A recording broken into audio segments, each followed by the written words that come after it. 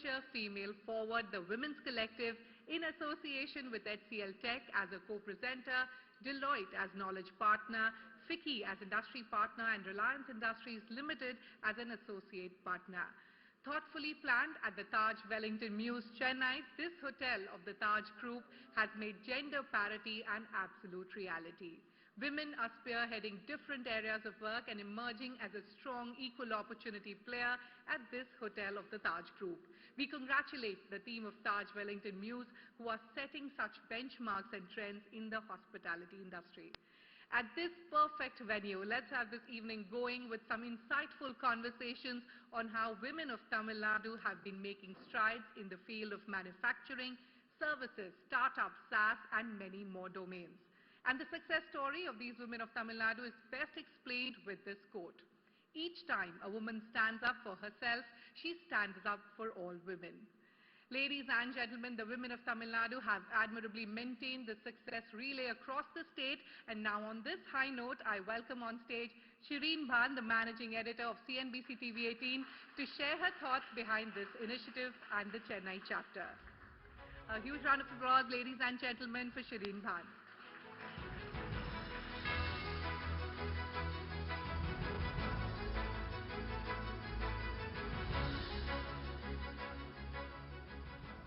Thank you so much, Shruti. Good evening, ladies and gentlemen. What an absolute honor it is to be here in Chennai.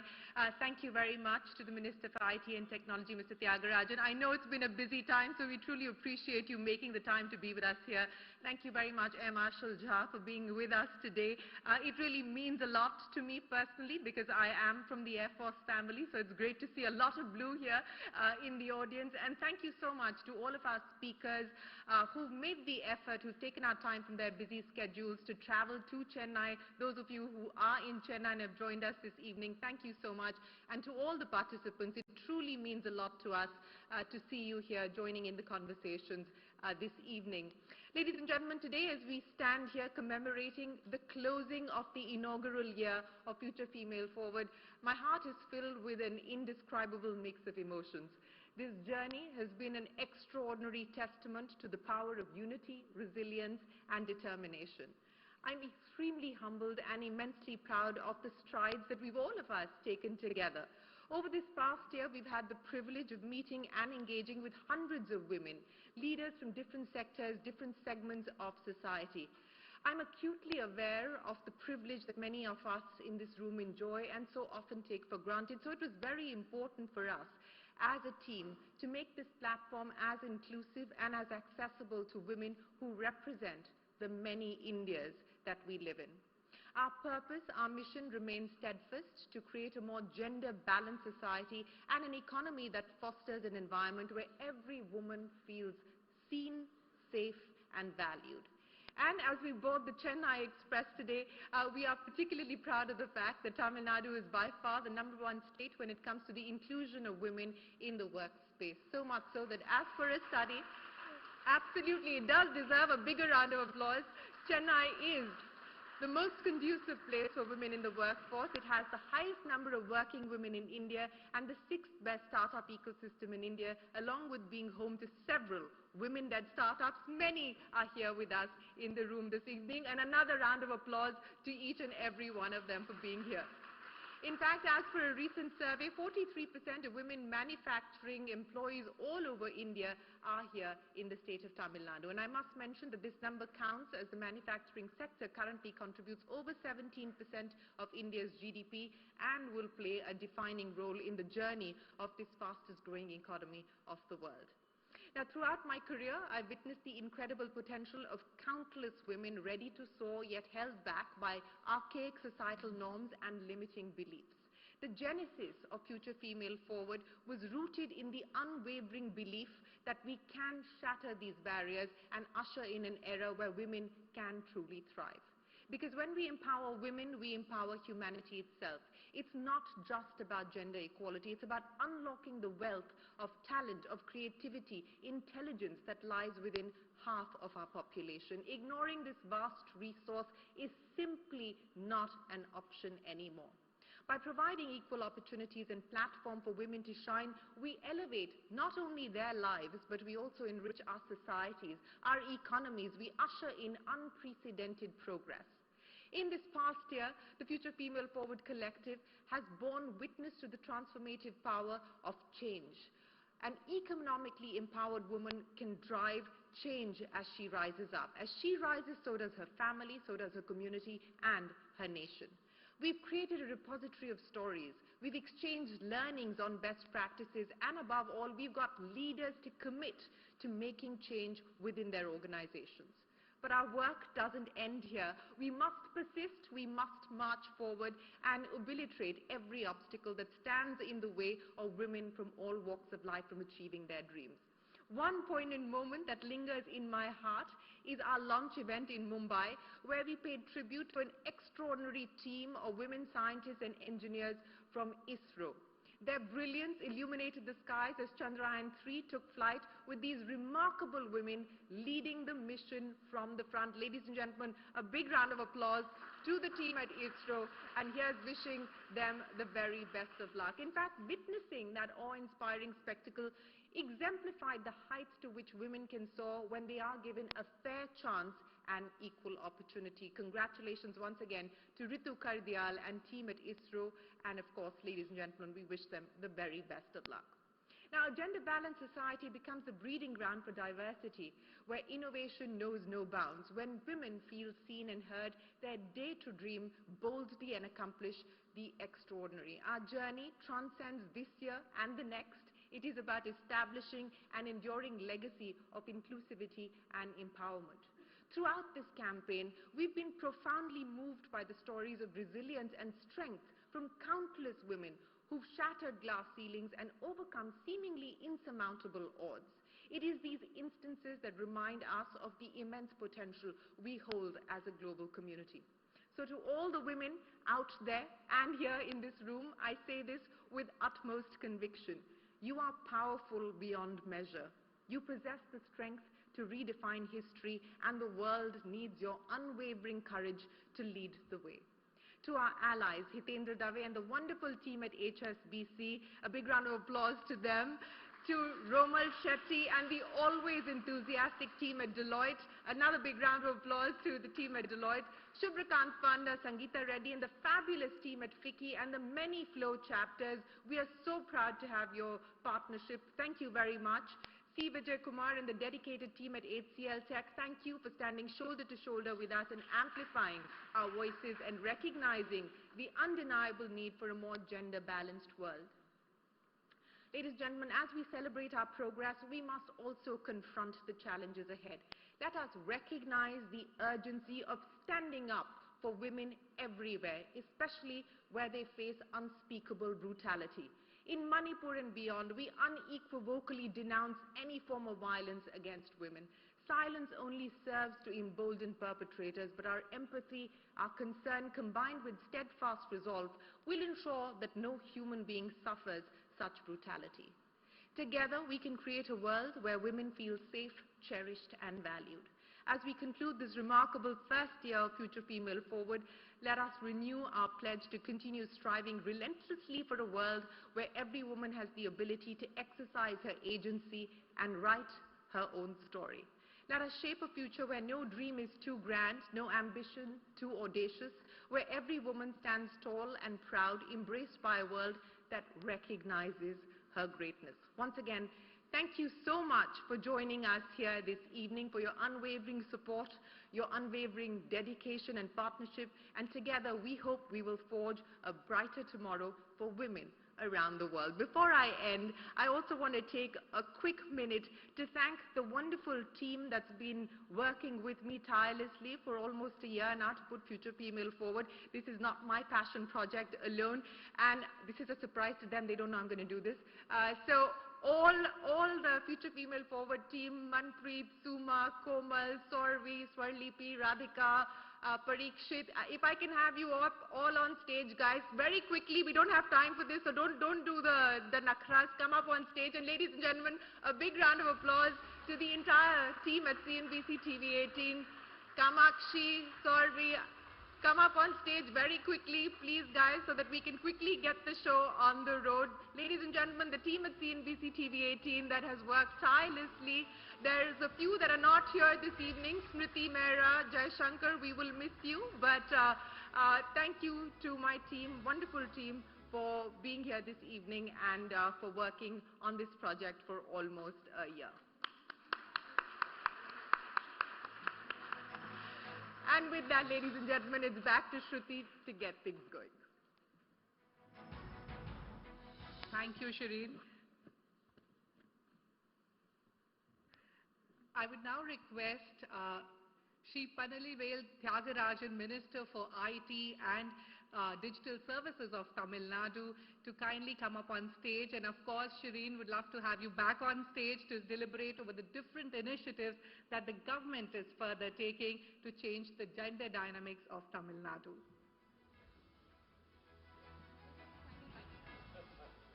I don't have a good or a bad side. All sides. Please.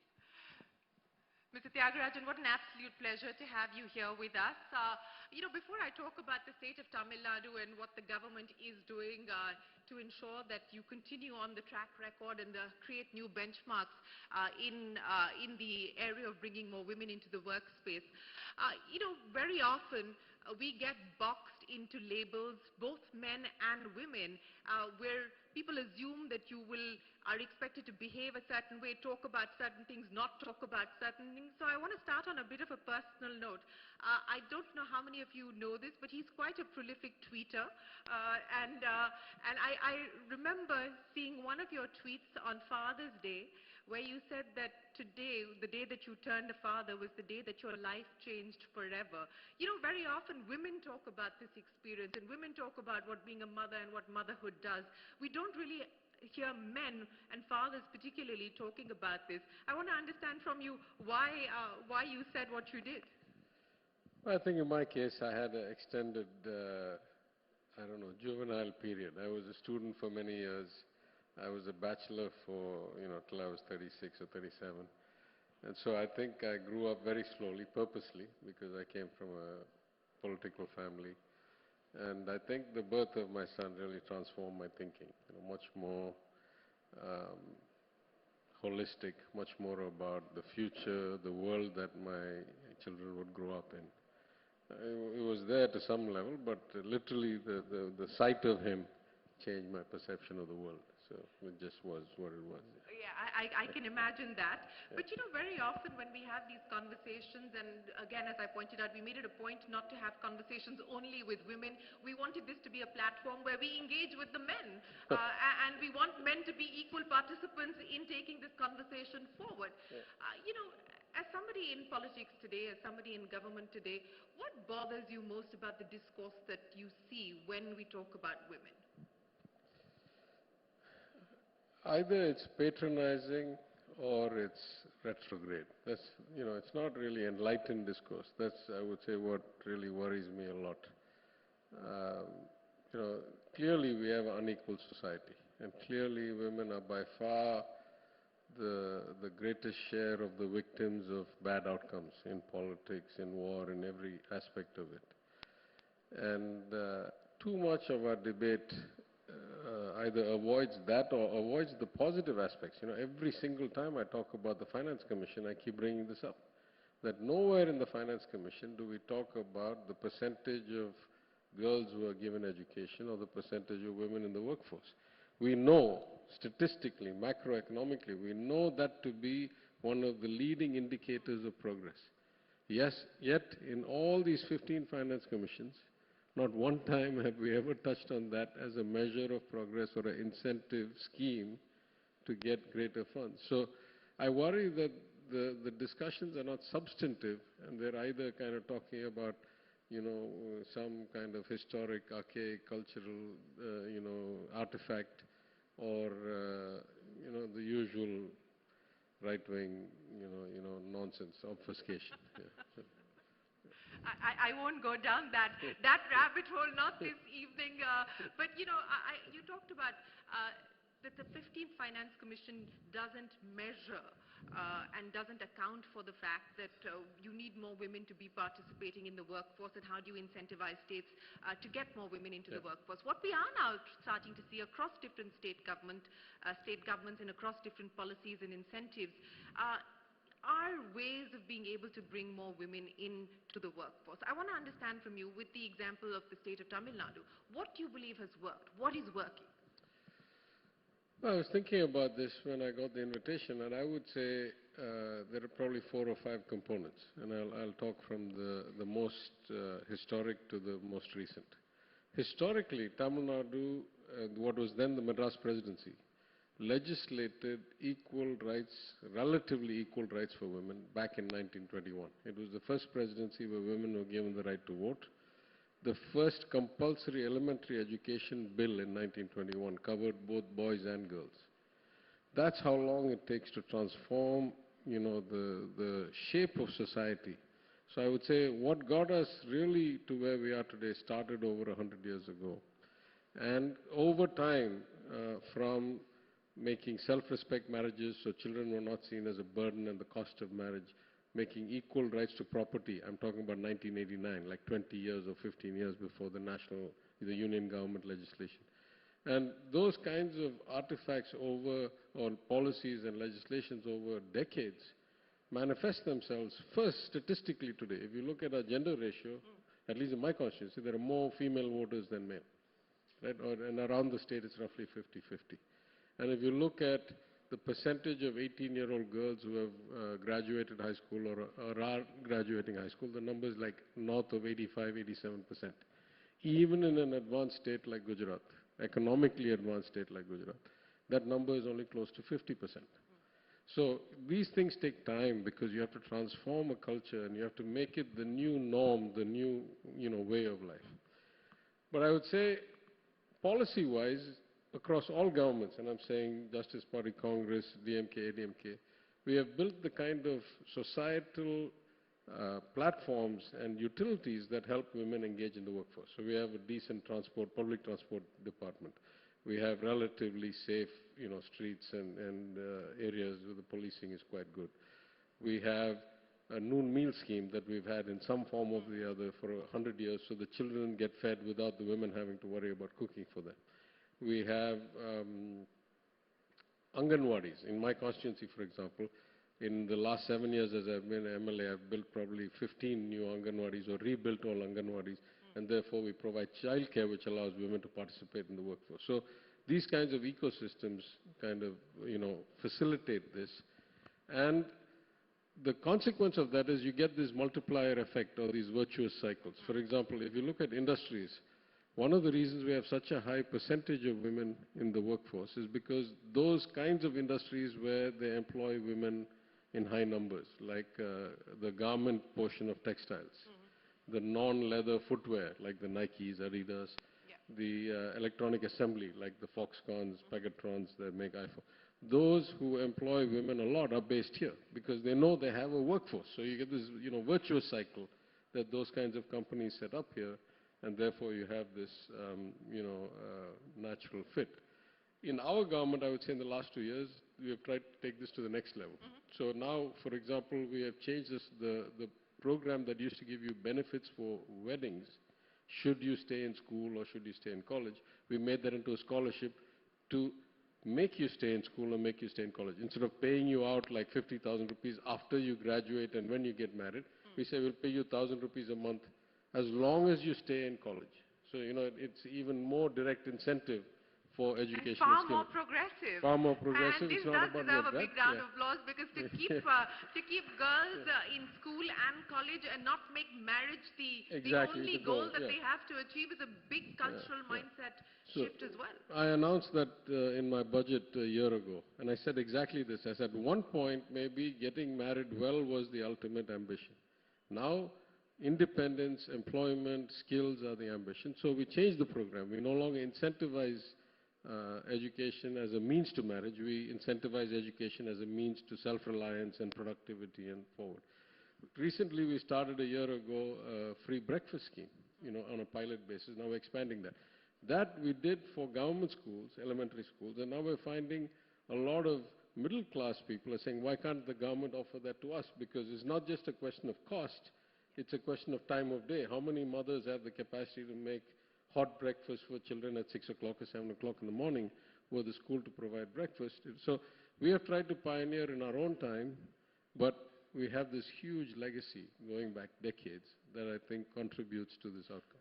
You know, you're talking about some of the incentive schemes that that are being used as intervention to try and make it easier for women. And there are, let's be very, very clear about it, the access deficits are huge, and especially when we talk about women, the challenge for women to manage different roles, different responsibilities, you know, within the household and outside. In India specifically, the burden continues to disproportionately fall on women. Now, in terms of intervention, did it surprise you, for instance, in Karnataka, when they announced the free bus service for women, the kind of backlash that there was against it? Yeah, so that's what I can't understand. We announced the free bus rides, and we got really, very positive. We also did that, just so you know. In 2021, when we came to office, the Chief Minister announced it, and we found it greatly increased. To be fair, not at the higher end of like IT or banking or accounting, but at the lower end of domestic work and like MSME work, it greatly increased the participation of women. And we recently had a study done by the Planning Commission when I was still in charge of the planning department. And that study showed that the average woman saved almost 1,000 rupees a month by traveling free on the bus, because we have passes and subsidies and all that. That's not the really interesting thing. The interesting thing is, it gave them independence, that they could go to work without asking for anybody to take them anywhere, number one, because they may be short money that day. Number two, the bulk of those savings went into providing better nutrition for their children. I mean, it's not a lot of money, but, at that level of income, even those extra few hundred rupees a month, or 1,000 rupees a month, can make a meaningful difference. So I think, these kinds of things. So I was quite shocked, actually, why there was a backlash in Karnataka, because here, I mean, we had some teething troubles on operation. We continue to have some issues on, the unions and the transport and all that, but these are all minor issues. Broadly, society welcomed it. So that, I think, is a very clear indicator. If you have the right culture for decades, then it's easy to take the incremental step. If you try to leapfrog, where you haven't been doing all these things, maybe not as many or not as well, and you suddenly try to do something, then you get backlash. And I was actually quite shocked by the backlash, to tell you the truth.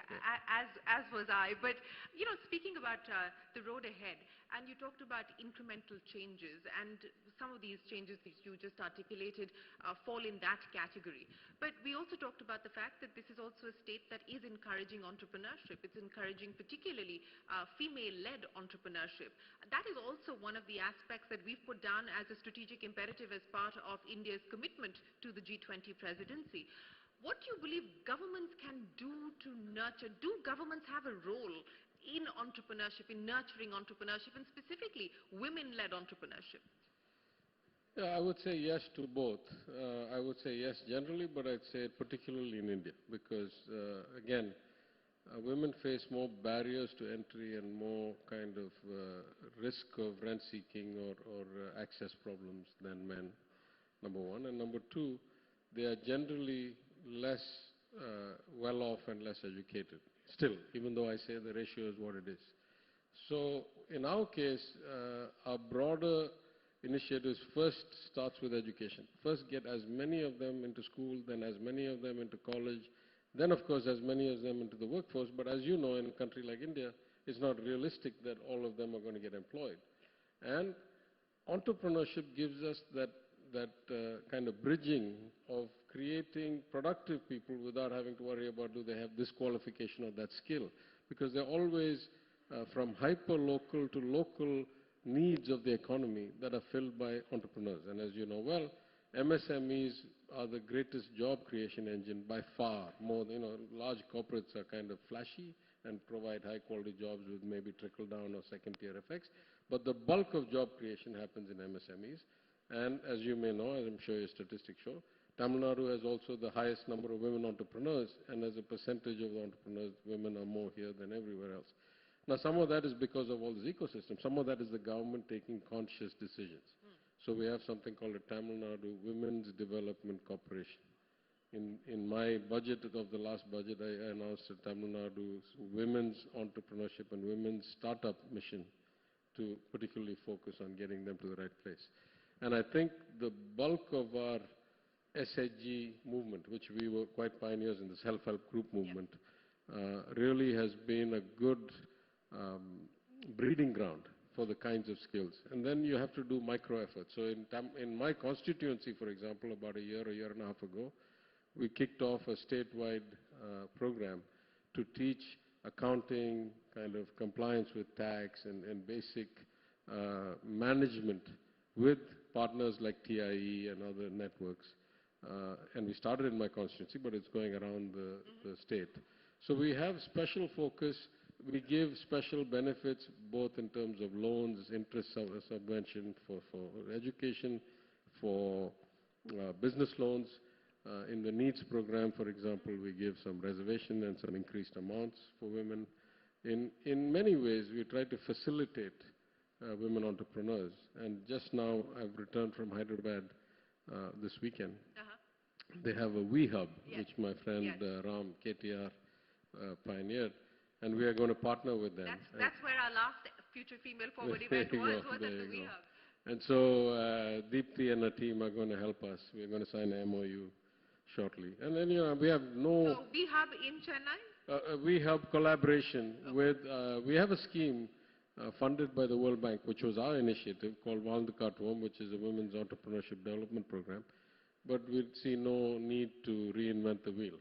They've done some good work, so we want to partner with them and leverage their learnings and their kind of systems and move it forward. Well, I'm glad to hear that you're not trying to reinvent the wheel, because that's exactly one of the other aspects of this program, is to exchange notes on best practices, what's working, what's not, and and take the learnings from there. As IT Minister, does it worry you that in an era of now AI and so on and so forth, that the gender gap is going to get worse? Because when we talk about access to technology, when we talk about things like access to a device, in large parts of the country, in large sections of the society, it still is largely with the man of the house. Does it worry you that the gender gap will widen as we move into a more tech-driven world? Yeah, I mean, this is a worldwide problem, right? It's not a Tamil Nadu or India or a worldwide problem. But I would say, at least in Tamil Nadu, we have 2 or 3 advantages. This notion of social justice or equal access started with women, only then went to communities like backward, oppressed and all that. So all our schemes are designed to bring equity in some way or the other. And even now, the scholarship schemes, the admissions, we give preference for people who have come from government schools, from Tamil medium, from rural areas, first-generation students. So what we're trying to do is make society more level. And I think that reflects in our Gini coefficient being about 10% lower than the national average. And of course, you can be, like Bihar, have a low Gini coefficient, but all be poor. And then you can have Tamil Nadu, which is relatively well off, and still have lower inequality. So that's the goal we have. Inherently, those help women get more access or more close to equal access. It's not going to be guaranteed. But in the area of tech particularly, in skill development, we want to make sure that 50% of all of these high-end skill trainings go to female participants in the skilling program. And we want to help them get, like they do in other places like we have IP, patent, those kinds of things. We want to help them facilitate with that. This problem, I think, is, as I say, a worldwide problem, but you have to start fixing this very young. It's very hard for us to come and do intervention if you don't have 50% or, close to 50% of the graduating polytechnic, ITI, and high school students be women. Then it's very hard. We are close to that. We may be more than that in some cases. Now the question is, how do you transition from there to the workforce? Some of that is skill. Then you have another problem, which is because, as you said, women take on these, big roles at home as mothers, as homemakers. Then a lot of them have disruption. And this is true even in America, where I worked for many years, right? A lot of people in banking or in academia take time off to raise children. So we have, through the Women's Development Corporation, a kind of reskilling and re-entry into the workforce initiative that we're just getting started. But I think those kinds of special programs that can help people who have non-linear careers, I think would help a lot. Oh, yeah, most certainly. And I think most sectors and most organizations at this point in time are in their own way trying to find ways of being able to bridge these gaps, as well as look at how you can bring down attrition and bring back women who've gone on long periods of leave. You know, we're talking about gender parity, Mr. Tyagarajan. Gender parity in Indian politics, unattainable? Well, yeah, it's a very difficult subject. I mean, we look at reservations. So, in local politics, local body politics, we are now at 50% reservation. So, for example, my city has a lady mayor, and 50% of the councillors are ladies. But you see, when you try to mandate these quotas, you get some success, but it takes probably 2-3 cycles. I'll tell you an exact example. If you look at these 50% reservations, a reasonable number, maybe even a majority of these 50%, are the wives, sisters, mothers, daughters of the otherwise politically strong person. Yeah.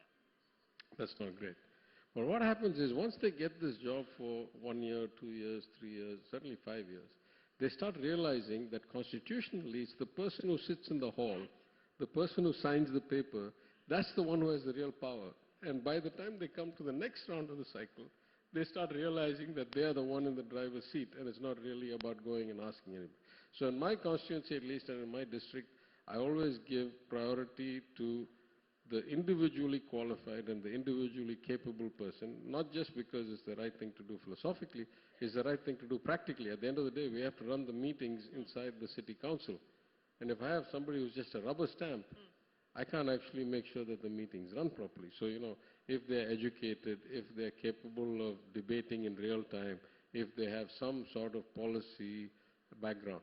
And in some cases, we have to go the special way. Like in Madurai, for example, the mayor is 2 degrees, educated, can speak, speak on a public platform, but didn't have public policy expertise. So what I did, I got an aide who has a master's degree in public policy, had the council approve her as an unpaid consultant to the mayor, and stay with her to help her go through. In 2 years, she's come up the learning curve dramatically. So, you have to take these additional steps. But, change is hard. I would say change in politics is harder. And change in, politics where the education levels are not that high are almost impossible. So if you take across India, I would say that is the barrier. You'll find Kerala is way ahead. If you look at, how many, many mayors and many MLAs, ministers. Tamil Nadu, we're okay. We could do a lot better. There are other places that are a lot worse than us. So. Well, we hope that, it doesn't remain an impossible ask. I hope that we bridge the gap even as far as politics is concerned. Let me end by asking you, Minister, is there a woman that has inspired you in life? And if you were to make one bold bet, I mean, you've talked about many of the initiatives that you've already taken. If you were to make one bold bet to really further the cause of women, to create a culture of equal opportunity, what would that be? Answer the first part much more easily. I think my original professor when I was a graduate assistant, one of my PhD advisors, the 2 traders on Wall Street who taught me the most, who took the trouble to teach me because I went relatively old. I was book smart, but I didn't know the culture of Wall Street. A lot of these people have, all of them were women, and a lot of them have impressed me and shaped my thinking. And so I'm naturally inclined to bring more women into the workforce. I did that when I was at Lehman Brothers, when I expanded the recruiting program at the Lehman Offshore Capital Markets Hub, away from IITs, which were predominantly male, into the commerce colleges, SRCC, LSR, Xavier's and all that, and the ratio changed dramatically. Went from like 90-10 to probably 60-40 in 2 years. I did that when I was in the DMK IT wing, where I created special posts to make sure that we had women deputy secretaries and women members, and I tried to push the envelope a bit. The system pushed back. But, I've tried to do that all the way. If there was one radical thing I would do, I would say that we must increase the exposure, right? A lot of women, or a lot of girls, particularly when I see them, and I've had many examples, I'll give you an extreme one. There was a Sri Lankan refugee. She's one of the, refugee camps. And so she got spectacularly good marks on the +2. And, she got a picture taken everywhere she went, saw people. And then somebody called me in my office, in my MLA office, and said, do you want to meet her? I said, no, I don't believe I need this extra publicity. She's not in my constituency, she's somewhere else. I said, no, no, she wants to meet you with her parents. I said, okay, then let her come. Asked her, what are you going to do? She said, I'm going to study to be a chartered accountant. I wanted to be a doctor. I was told that because of NEET and the lack of quotas for refugees, I could never be a doctor. So I decided to look for other fields. I'm going to be a chartered accountant. Somebody told me I can be a chartered accountant.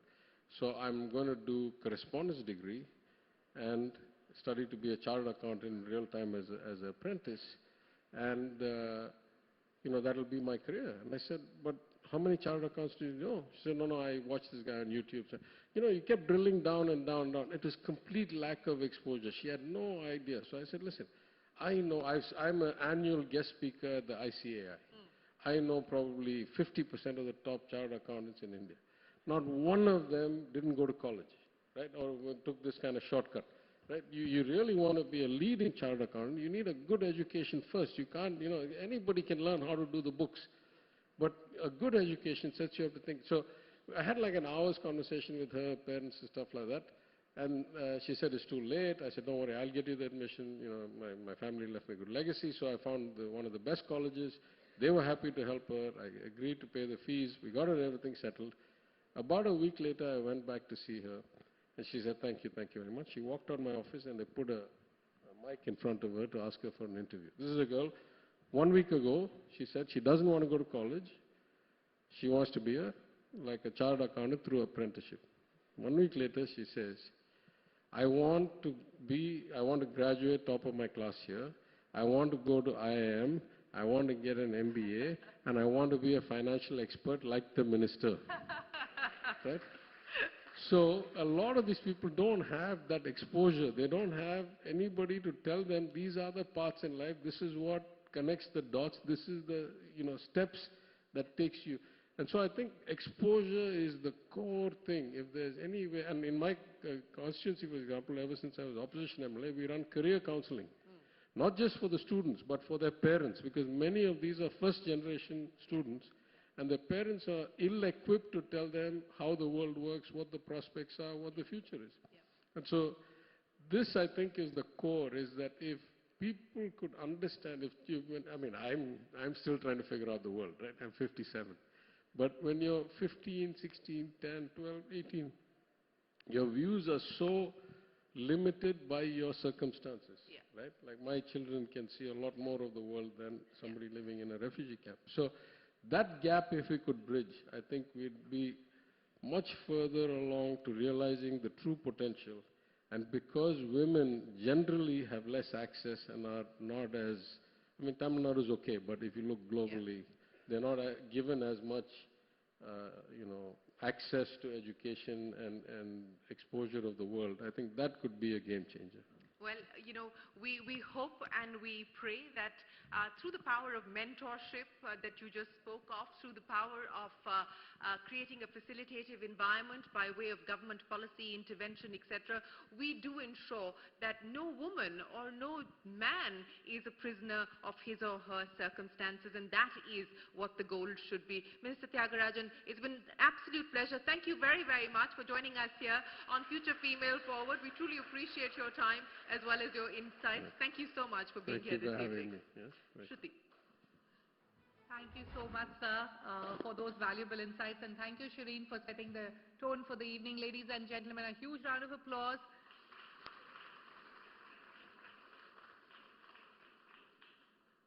All right, moving on. As I mentioned at the start of the event, while firming up our Chennai chapter content, we came across many interesting stories of women's success from Tamil Nadu and some even from many other parts of India. These women have not only been empowering other women, but making strides in defense forces, corporate sphere, and the field of STEM. We take extreme pride that some of these wonder women could join us here today, and we have the absolute honor of felicitating and interacting with them. Ladies and gentlemen, a huge round of applause for these women who've not only taken it upon themselves to carve a niche, but are setting an example for many others to follow. Look at these powerful stories before we call their authors on stage.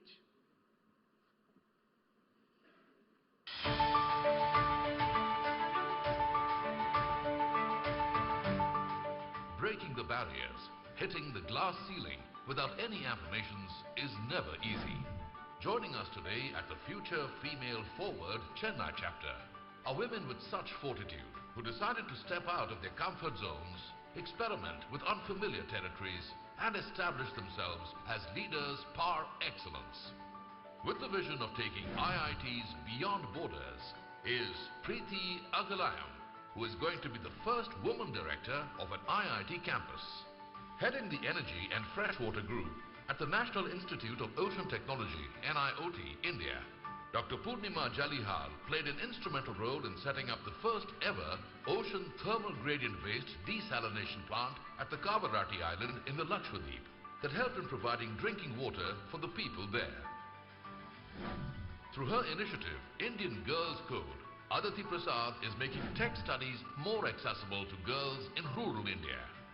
Scaling rural businesses, Rajshri Sai is on the mission of impacting 5 million people by 2008 and reimagining the potential of handmade in India with 200 million artisans is Priya Krishnamurthy, working relentlessly to provide market access, fundraising and knowledge support. The Future Female Forward proud to felicitate these women of valor, vitality and vision.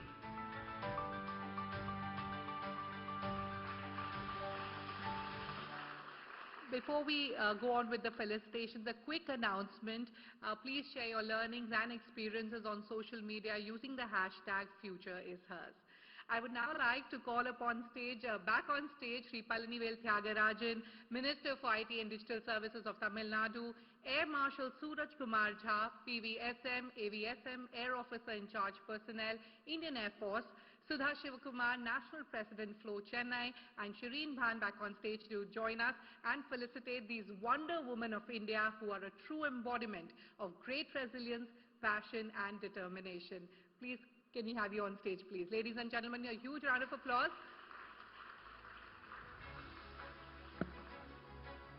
Unaffected by success and undeterred by challenge, committed to transforming lives, they inspire us every day. I would now like to invite on stage Preeti Agalayam, a professor in chemical engineering in IIT Madras, and she's going to be the first woman director of an IIT campus at Zanzibar. She's featured in the book She is 75 Women in STEM, credited with publishing 50+ articles in peer-reviewed journals and author of Modeling of Underground Coal Gasification. Preeti has also been a recipient of various awards, a strong advocate for gender equality in STEM education. Please welcome Preeti with a huge round of applause.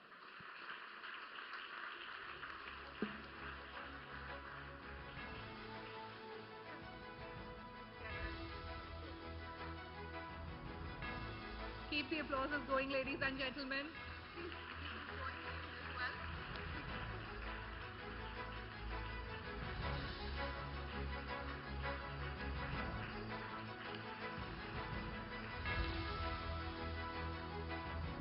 Preeti, congratulations and thank you so much for joining us. Zanzibar, now that's quite the exotic location that you're headed to. What is going to be the mission that you take with you there? This will be the first international campus of an IIT, and we are really so excited that we have the opportunity to do this in a place like Zanzibar. We've visited several times now over the past about a year or so, and we find the culture of the place. You will love it. Anytime we have had meetings, 50% of the people in the meetings are women. And they have a lot of agency as well, but we feel like with the type of academic rigor and educational excellence that the IITs bring, there is an opportunity to do something good in that part of the world. So we're really excited to do this and embark on this big project. We envision it definitely as a very inclusive institution that grows with all the modern sort of fittings that make IITs among the top institutions in the country here and bring it over there. Thank you. How much pressure are you feeling taking the first IIT Global? That's what I keep saying, no pressure. Everybody's talking about it. I don't think, it's not about being the first IIT or the first woman, etc. It's about doing a good job and really making sure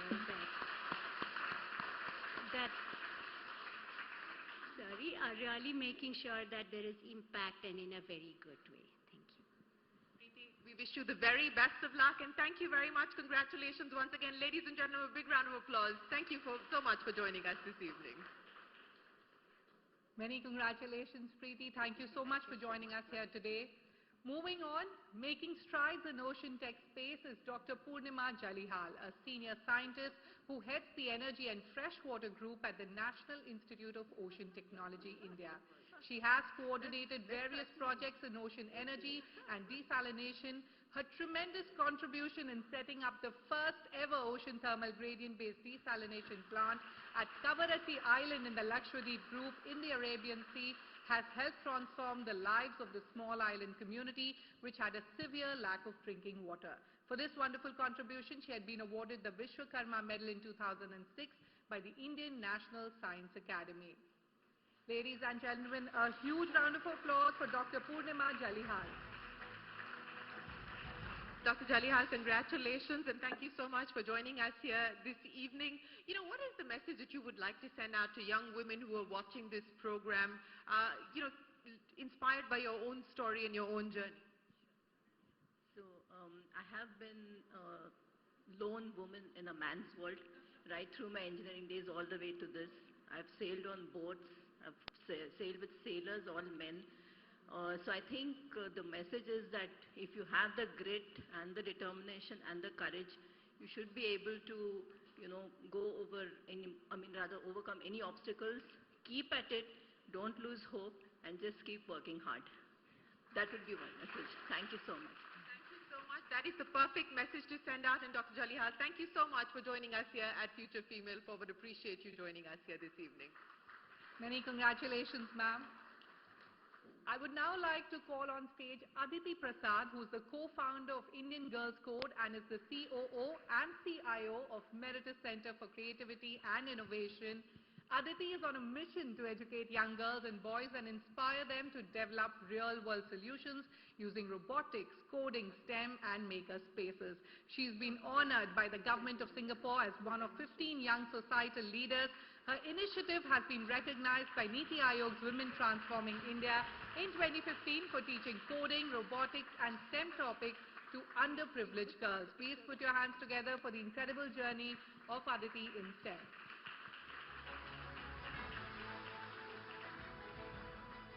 Aditi, congratulations. I was asking the minister if he's concerned about the gender gap as we move into a much more tech-challenged or tech-adapted world. I should be asking you that question because you're helping solve that problem. What's been the big learning so far? So for us, I think the goal was to go to areas where even education wasn't, the gap, there was such a big gap in education. So we wanted to go in and teach AI, coding, and STEM. And that's what we've been doing with Indian Girls Code. And also, another thing is that we always want to say that we don't like to leave the boys behind, like you had also mentioned, because I think they have to work together. They have to see that girls are as capable as each other right from a very young age. So we started young as 4 years old. What's the biggest misconception, the biggest myth that you still get, you hear from people when we talk about in Girls Code? Of course they can, there's no doubt. I mean, all the girls that we meet, we work at an orphanage in Trichy called the Annai Ashram. And these girls, they only speak in Tamil. So we started training them, they started learning how to use the computer. And within a couple of months, you can see the complete transformation. They now have been coding for the last 3 to 4 years. And I can see a really, really bright future for them. We Many more girls who code. And Aditi, thank you very, very much for joining us here at Future Female Forward. Appreciate everything that you're doing, and we wish you the very best of luck for the future. Many congratulations, Aditi. Thank you for joining us here. Moving on, working relentlessly to create grassroots level impact is Rajashri Sai, the founder of Impact Free Data Technologies and Zupa Geo Navigation. Her company is enabling scale-up of grassroots initiatives by working with real-time social data among last-mile communities. Impact Free has been felicitated as one of the top 10 enterprises led by Women Transforming India. Currently, Impact Free has helped implement programs in 10 states, impacting over 1 million people. Ladies and gentlemen, a huge round of applause for Rajashri Sai. Rajshri, congratulations. Thank you very much for joining us here this evening. What has for you been the biggest learning of your journey so far, and something that you would like to share with everybody who's here and people who are watching? So our mission is to impact 5 million people through our work, and how we are doing it is building technology platforms that make sustainability or social impact and understanding to grassroots level workers or factory level workers. What often happens is someone says net carbon zero. What does it mean at the factory floor? How do they look at data? Because they may not understand Excel. But to data visualization today, we can drive that sustainability quotient. And I think that's where our work around women entrepreneurs is so important. Because we have to demystify SDGs and ESGs, whether we are governments or corporate houses or non-for-profits. What does it mean at the grassroots? Like you often hear, I'm really, really happy with Future Female Forward actually getting women entrepreneurs here. But the discourse you keep hearing is 14% of India's rural entrepreneurs. And that I feel is such an underrepresented number. You go to every part of rural India, you will see a women entrepreneur. We don't have the metrics to define it. And I think it's high time we as governments, as organizations, work on data models that are indic and matrices that work for us. Because if we have to reach a $1 trillion economy, it is through building sustainable enterprises which women lead. Oh, I completely agree with you, and I completely agree on the metric aspect as well. I do feel that we need to do a lot better in terms of that. But if there's one ask that you have of both of the government as well as society, what would that be? I think from society, from a media plays a large perspective in that. I think the government, like already Sir said, we are doing some phenomenal work in actually getting Indian matrices. We need even research institutions like the IIT and others to put these metrics out to say that we have sustainable models for scene. And then, of course, we have tech which comes in, which can actually scale that up to make it something which is scalable. And I think that merger is what is very important, because the more we put ourselves out there, then more family enterprises become something which is a norm. The more you see those companies listing, and that's when we will achieve our economic goals. Well, this is that platform that hopefully provides that point of convergence and merger. So thank you very, very much, Rajshri, for joining us. And congratulations once again. Appreciate it. Many congratulations, Rajshri. Ladies and gentlemen, keep the applauses going as I call Priya Krishnamurthy on stage. Her venture 200 million artisans is a purpose-led ecosystem enabler, and the team supports craft-led enterprises by bridging gaps in knowledge, business and innovative finance via collaborative projects and platforms. As part of their knowledge pathway, they released www.businessofhandmade2.com, a research focusing on financing needs and challenges of craft-led MSMEs in India and the role of catalytic capital in supporting the growth of such enterprises. An award-winning broadcast journalist, arts manager and creative impact strategist, Priya and her team have been doing impact creation through a completely different and innovative medium.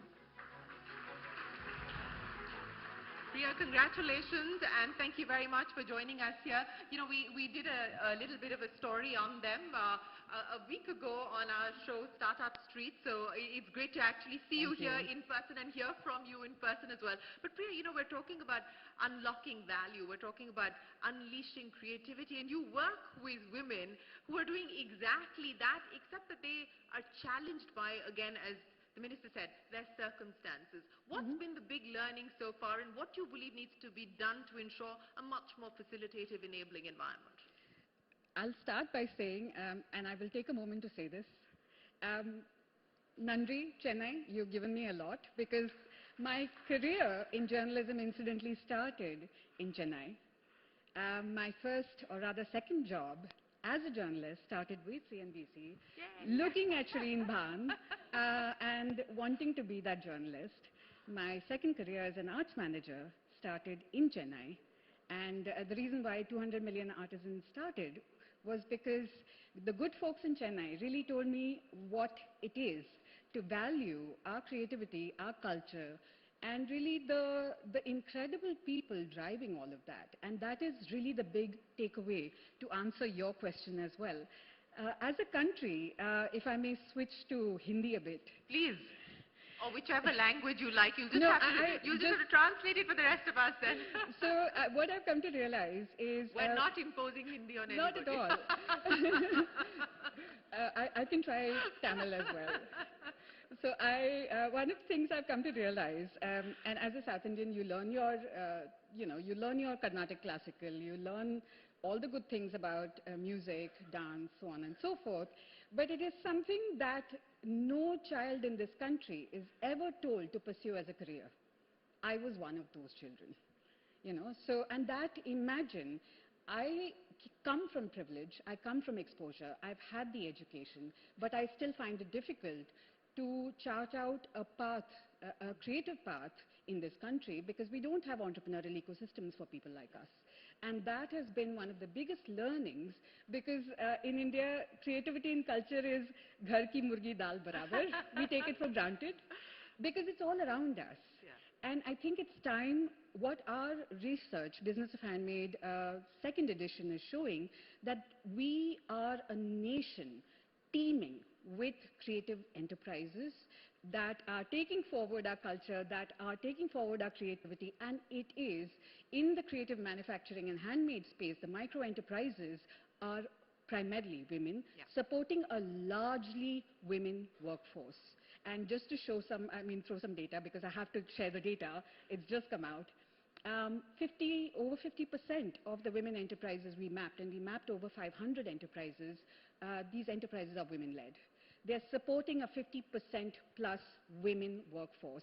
95% of those enterprises have women in their C-suite. Please tell me which sector in this country has this level of gender inclusion, and we're not even considering it a sector. So when the Honorable Minister talked about manufacturing and the MSMEs being the driving force of our country, the women entrepreneurs driving the micro enterprises in the creative manufacturing and handmade ecosystem or the sector have to be now taken seriously. Absolutely. Absolutely. Well said, Priya. And thank you very, very much for joining us here this evening. Appreciate you being here with us. And, well, the CNBC connection is an even more special one. So go CNBC. Thank you so much for joining us. Many congratulations, Priya. I would now like to call upon state three very special women. First up, Group Captain Shakti Sharma, second, Wing Commander Deepika Mishra, and third, Squadron Leader Sindhu Vijay Reddy.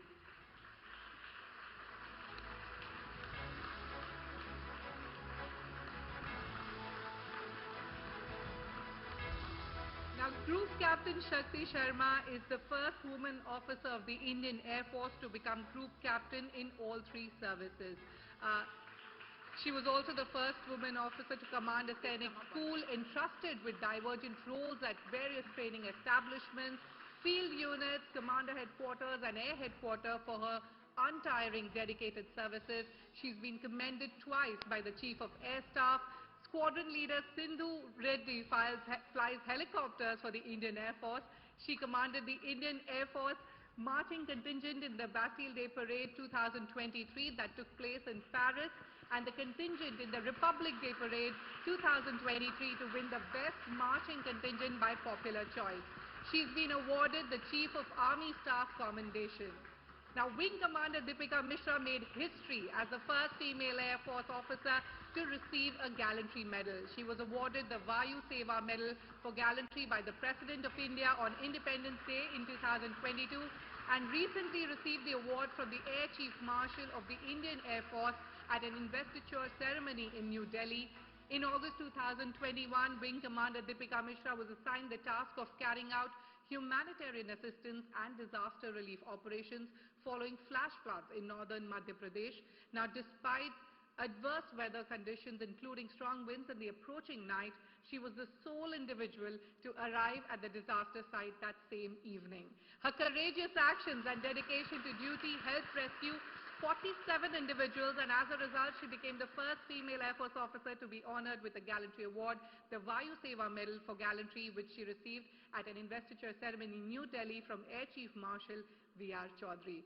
Over to you, Shireen. Well, thank you very, very much for being here. And, ladies and gentlemen, this is a particularly special moment for me. My father was in the Indian Air Force. He retired as from the Indian Air Force. I've spent my whole life on Air Force bases watching men, because there were no women at that point in time, men going up on fighter jets and in the uniform. So I can safely say that I always will bleed blue. But it's so lovely to see these officers here this evening, and thank you so very much for joining us. I want to come across to each one of you, and I will start with you. What, to your mind, needs to change to ensure that we see this as a viable career option for women? More and more women are now joining the three forces, whether it's the Army, the Navy, or the Air Force. But what do you believe can be done to ensure that it becomes an option for more and more women? What would your message be to parents who are watching? Because it's not a career alone, it's a way of life. So that's very important.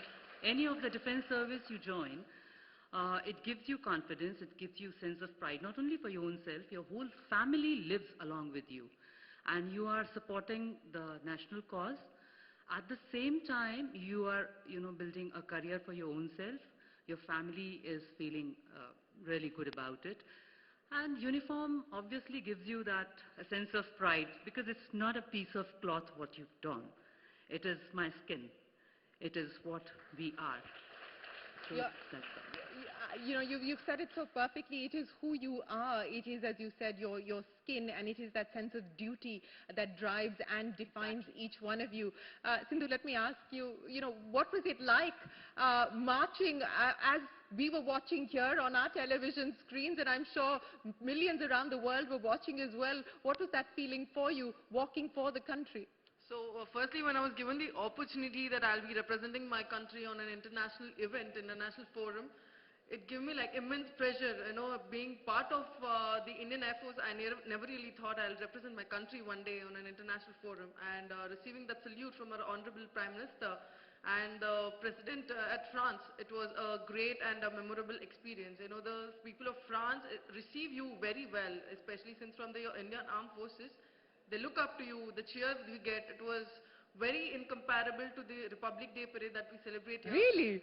Yeah, I mean, yes, they were really excited looking at us and the style that we marched. It was a wonderful experience of a lifetime for me, I'd say. Yeah, I would imagine it was wonderful for all of us to watch you, so you're saying that the cheer was incomparable in comparison to what you've experienced here? It was comparable. That's Okay, it what was I meant, yeah. comparable. Okay, it was comparable. Okay, fair enough. I want to come to you now, and as Shruti just mentioned, you are, of course, the recipient of a Gallantry Award, the first woman Indian Air Force officer to receive that. And so, ladies and gentlemen, a big round of applause for that. What is the feeling when you go up in the air through adverse conditions where you don't know what you're going to be faced with, what the challenges will be? What drives you to go through that? As you mentioned, that such kind of operations which we are supposed to take in adverse weather conditions and the places where we do not know, the unknown terrain we have to go. So I guess the only thing which helps us to go through is the training which has been imparted to us. The kind of training which has been imparted, that gives us the confidence that yes, we can go through it, and that is the trust on training, and also the command over the aircraft which we are having. So we know that what all is possible and what not. So there comes the decision making. In that there is a thin line whether to go ahead or to come back within that time. So that decision making also, that has been a part of our whatever we do day in and out. So that everything what we do for so many years has resulted in me successfully completing this mission. Well, yes, I imagine that in a split second you've got to make that choice, and it's sometimes, you don't really know, and sometimes technology is not your best friend either when you're up there, as we have seen in many cases. But if you were to send out a message here to young women, to parents who are watching, etc., what is it that you would tell them? I would tell them that doors are open and you just have to see that the opportunity is there and you just have to grab it. Nothing can stop you. Nothing can stop you. I want to, for you as well, coming into the Air Force, and I know that over the years, changes have been made to ensure that it becomes much more inclusive for women. What's been the hardest part of being part of the Air Force? And what do you think has changed over the course of your tenure? I have joined almost 3 decades back. So pleasure is to see the young ones who are younger to my child. They are there now, officers. In fact, last week I was meeting, and few of them were younger to my son. And it certainly feels good when they say that we were inspired by, pioneer batches, like they have seen me and my other colleagues. So it is a pleasure to see them around, and changes, yes, certainly it's for betterment. Whatever we were, we have evolved both technologically, infrastructurally, and obviously we are more inclusive. The number has already gone up. You are seeing all of us around. She's already VM gallantry. Yes. Yes. We have everyone around, and the Air Force is marching forward. The Air Force is certainly marching forward. I'm going to close with you. Today, as you stand here on this stage, and as we just heard there, that many of you are inspirations for a generation of young women who are looking at making this a possible career choice. What's been for you individually the biggest learning from this experience so far? So, Air Force has literally given me every kind of exposure that I could have ever imagined as a young, ordinary child. I was from South India, dreaming of looking at skies and flying sometime. Who inspired you? Okay. So I'm from Bangalore, so there is this air show that happens there. So my mother's colleague's friend was an Air Force pilot, and when he used to fly, he used to wave at us when you would take off from one of the runways in the Yalanka base. So that is what inspired me to be in the Air Force in the first place. Like I was just continuing, I have my superiors here who already molded ways, and they've cleared a lot of barriers for me to, march forward, like ma'am just projected. And I'm really happy that I can, take the bastion forward and take it in a much better position today. And I'm also put in quite a bit of service. For people who are joining in right now, I'll say the force is all yours. There's nothing stopping you. I mean, if you think there's something that, as a woman you'll not be able to do, please let me tell you otherwise. There's every opportunity, there's everything that is open for you, and all you have to do is just go there and be there and do what you want to do. Absolutely. Yes. May the force always be with you. Yeah. Thank you very, very much. Thank you so much for joining us here this evening. Ladies and gentlemen, a big round of applause for... Let's do a standing ovation for the Indian Air Force. Thank you, officers. It's a big salute to all of you from the Future Female Forward team. Thank you so much. You make us immensely proud.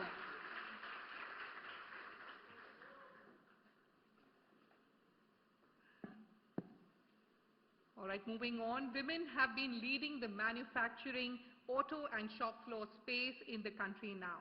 But championing the area of painting and emerging as the first woman painter in the auto industry of India is Gayatri Buhoi.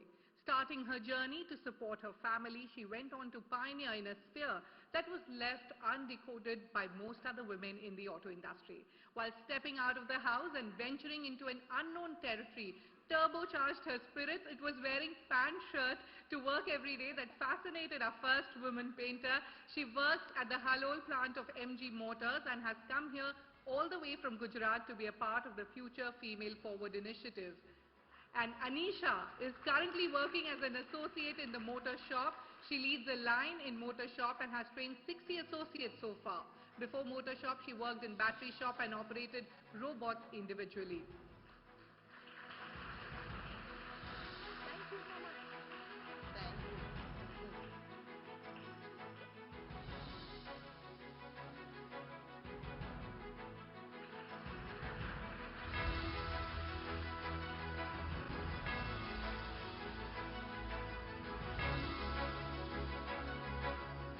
Ladies and gentlemen, the focus in Chennai is more on manufacturing because the state leads on that front, on that metric. And so we thought it was only appropriate to bring women who are actually making strides on the shop floor to be felicitated here at Future Female Forward. आपसे पूछना चाहूंगी, आपने क्यों सोचा कि आप paint shop automobile sector में काम करना चाहती थी? आपको मैंने श्रुति ने बोला कि पैंट शर्ट पहना था इसलिए आपने ये डिसीजन लिया ये करने के लिए? मैम ऐसा नहीं है, बस ऐसे दिल ने कहा कि पेंट करना है तो मैंने कर दिया। और कैसा आपने क्या एक्सपीरियंस है, क्या अनुभव रहा है आपका, और क्या आप बताएंगी जो लोग सोचते हैं कि लड़कियां असेंबली लाइन में मैन्युफैक्चरिंग में नहीं काम कर सकती, उनको आप क्या कहेंगे? सब कर सकते हैं। वो जब मैंने पहली बार ज्वाइन किया था एमजी में, तब मैं जीरो थी, मुझे कुछ नहीं पता था कि कैसे करना है क्या है। पहले तो मैं देख के डर गई थी, फिर वहाँ गई, देखा सब कुछ, सीखी धीरे धीरे, सबने सपोर्ट किया, जैसे फैमिली है ऐसे ही सपोर्ट किया सबने मुझे, और मैं सब सीखती गई। और आगे भी बहुत कुछ सीखिए आप, और हमारी यही आशा और उम्मीद है कि आप इससे भी बड़ा नाम अपने लिए रोशन करेंगी। बहुत बहुत धन्यवाद आज यहाँ पर आने के लिए। Thank you ma'am. और आपसे भी पूछना चाहूंगी, she is working with Ola. Ola has set up an all women's facility manufacturing plant here in the state of Tamil Nadu. आपको कैसा लग रहा है? आप स्कूटर बना रही हैं आजकल? I'm very much happy here, first of all, to stand here as I work in a almost there are 3,000 girls over there, and they are like their age group will be 19 to 23. Okay. I'm a 22-year-old. I'm here now, and I'm able to work in two different lines as battery and motor, which is a very big part of our EV. Actually, we are on a very big part of EV revolution, and we are making a silent women revolution, and I'm very happy I'm part of that. Well done. Yes, you are creating a silent revolution. It's wonderful to hear from you. So as a 22-year-old, what gives you the confidence, and what is it that you see for yourself over the next 5 to 10 years? Actually, this confidence and this boldness which I got from my daddy, who's an ex-army person now, and I have to thank him, and I have to thank my family, and I have to thank Ola actually, and who gave this opportunity to stand here. And in the next 5 years, not only I should lead my line, actually now I'm leading a line, I should be an in charge, I should be the whole head of my own line, I should be in that part.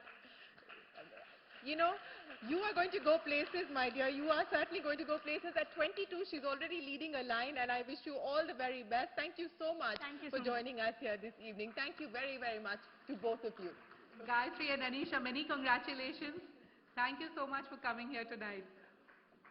Now I would like to invite Rama Raj Sekran, the chairperson, FICCI Flow, Coimbatore, to join us on stage for felicitation. Sure.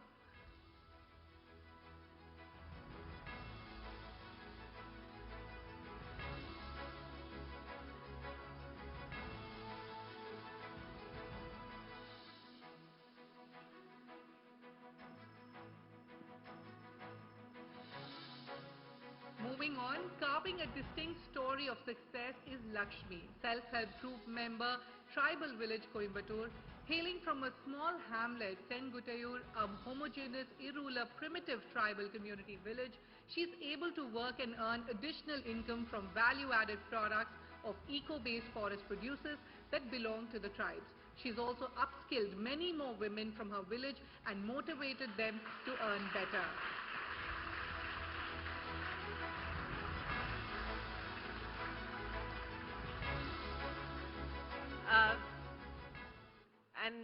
I started by saying that, you know, the reason why we wanted Future Female Forward not just to be an elitist platform, we wanted it to represent the many Indias that we live in, and I'm so glad that we've been able to showcase that so beautifully here in Chennai. I'm going to request you to do the honors here. Unfortunately, I have the language deficit. Yeah, that's okay. You want me to ask? Yes, please.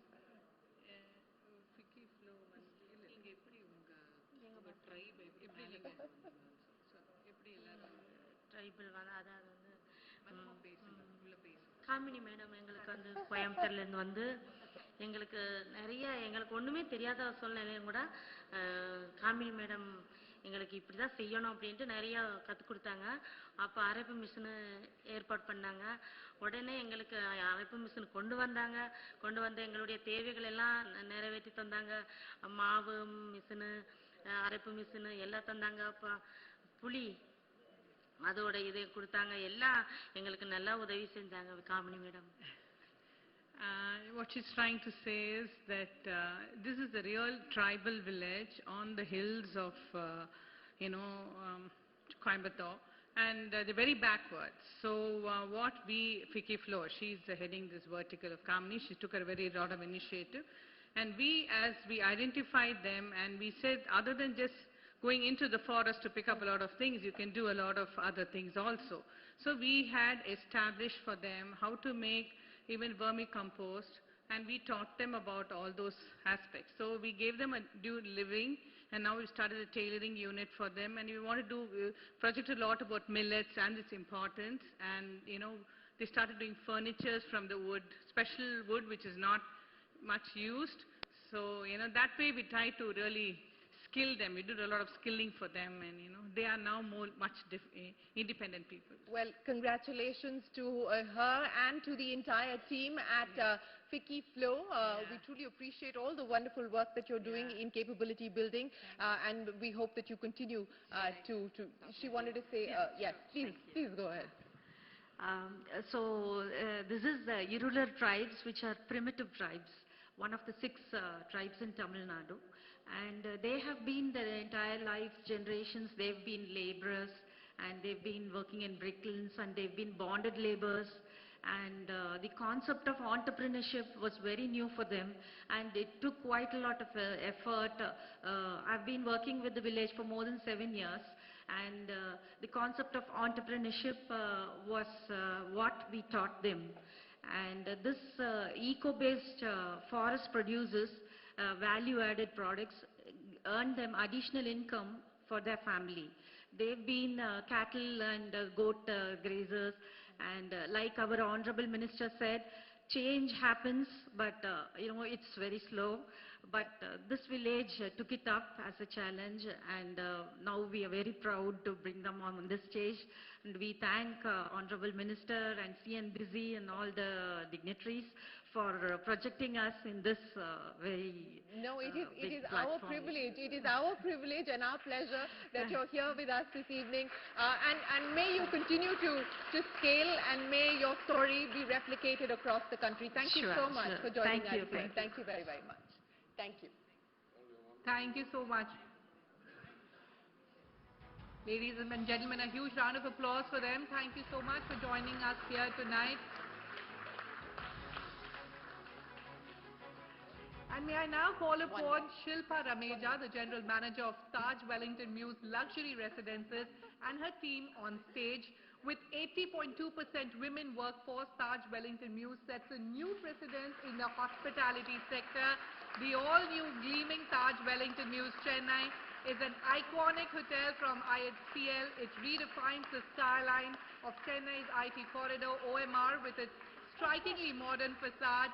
A momentous milestone, Taj Wellington Mews Chennai is an embodiment of true woman power, celebrating grace, empowerment, inclusivity and diversity.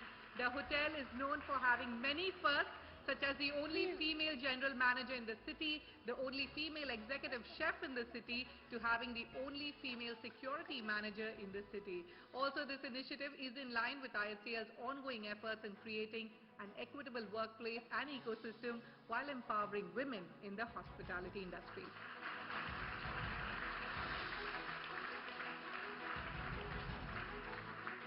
Shilpa, congratulations to you and your team. We were chatting this afternoon, and I was asking her, I said, how did you manage to sort of do this and do guests notice? And she told me a story. Why don't you share that with them? So I think it's very interesting, and an industry where it's just that you have to be determined to look at what your dreams are and what you aspire to be, and none other place than Indian Hotels Company Limited to achieve and live your dreams. All of us are here, very, very encouraging and very, very enthusiastic team, and thank you for being here. It's an honor to have this event hosted at this hotel. Thank you. Well, thank you very, very much, Shilpa, and congratulations to each one of you. Thank you so much for joining us here this evening. Ladies and gentlemen, a big round of applause. I'll take the mic. Thank you, Shilpa. Thank you so much.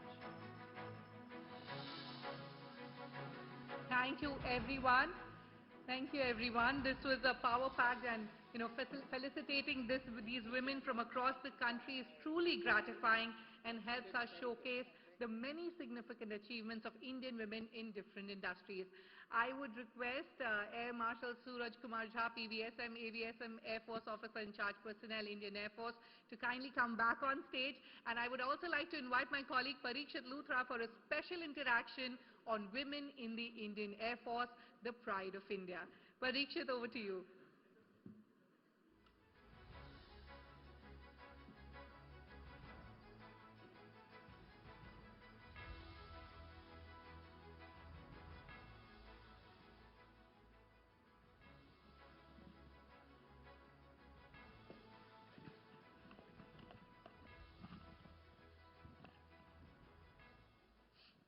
Thank you very much, Shruti. Ladies and gentlemen, we've really heard some brilliant stories from three amazing women officers in the Indian Air Force and women entrepreneurs and businessmen right here in our audience in Chennai. Now, we often hear of women fighter pilots. They began their journey in the fighter stream of the Air Force in 2018. Avni Chaturvedi was one of the first. But women really began their journey in the Air Force 31 years ago. Air Marshal Jha. Yeah, How's the journey been? What are the kind of changes you've seen over the years? I was a young squad leader when this journey began. Actually, the first change that I saw was in the crew rooms, where certain changes were made to make it more gender neutral. I mean, that's on the lighter side, because crew room used to be a place, all-male, chill-out location. Like you said, journey began in 91. And by 93, the first batch of women officers joined the Indian Air Force, and they were the engineers. And within 1 year, we already had them in the flying branches, both helicopter and transport. And by 96, we had them in all the ground duty branches. The initial tenure was only for 5 years. Why? Because military has been traditionally a male-dominated sector. So we wanted to take it slow, and at the end of 5 years, depending upon how they adapted and how the military adapted to them, the idea was to grant them extension. But at the end of 5 years, we did not have enough data, so the scheme was extended, and then, like life, unexpected things happened. Kargil conflict broke out, and whatever changes that were anticipated had to be frozen. Immediately after Kargil, we had the Kargil Review Committee, and followed by the Ajay Vikram Singh Committee for cadre restructuring. So whatever changes that were anticipated were actually put on hold. The real change began from 2010, when the women were granted permanent commission for the first time. 2015, the first batch of women fighter pilots joined in, but the pace of change has actually snowballed in the last 3-4 years. The women in fighter stream has been made permanent. Girls have started joining Sainik school. Even NDA has been open to girls.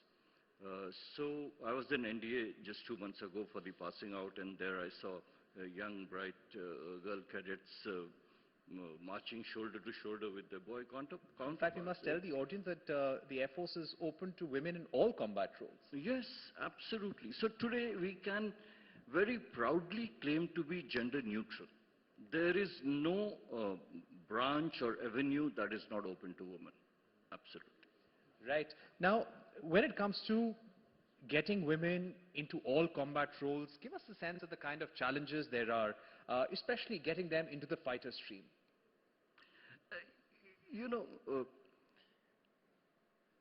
Every soldier is part of combat, irrespective of what he or she is doing. I'll take you back to Balakot. And the next day, if you recall, we shot down one Pakistan fighter aircraft. And who was responsible for that? Squadron leader Minty Agarwal, a woman fighter controller. So she has been, and like her, many women, even in Kargil in 99, there were so many of them who were flying the transports, the helicopter, doing controlling, both on radar and in the air traffic, maintaining aircraft, loading weapons. So in some form or the other, each one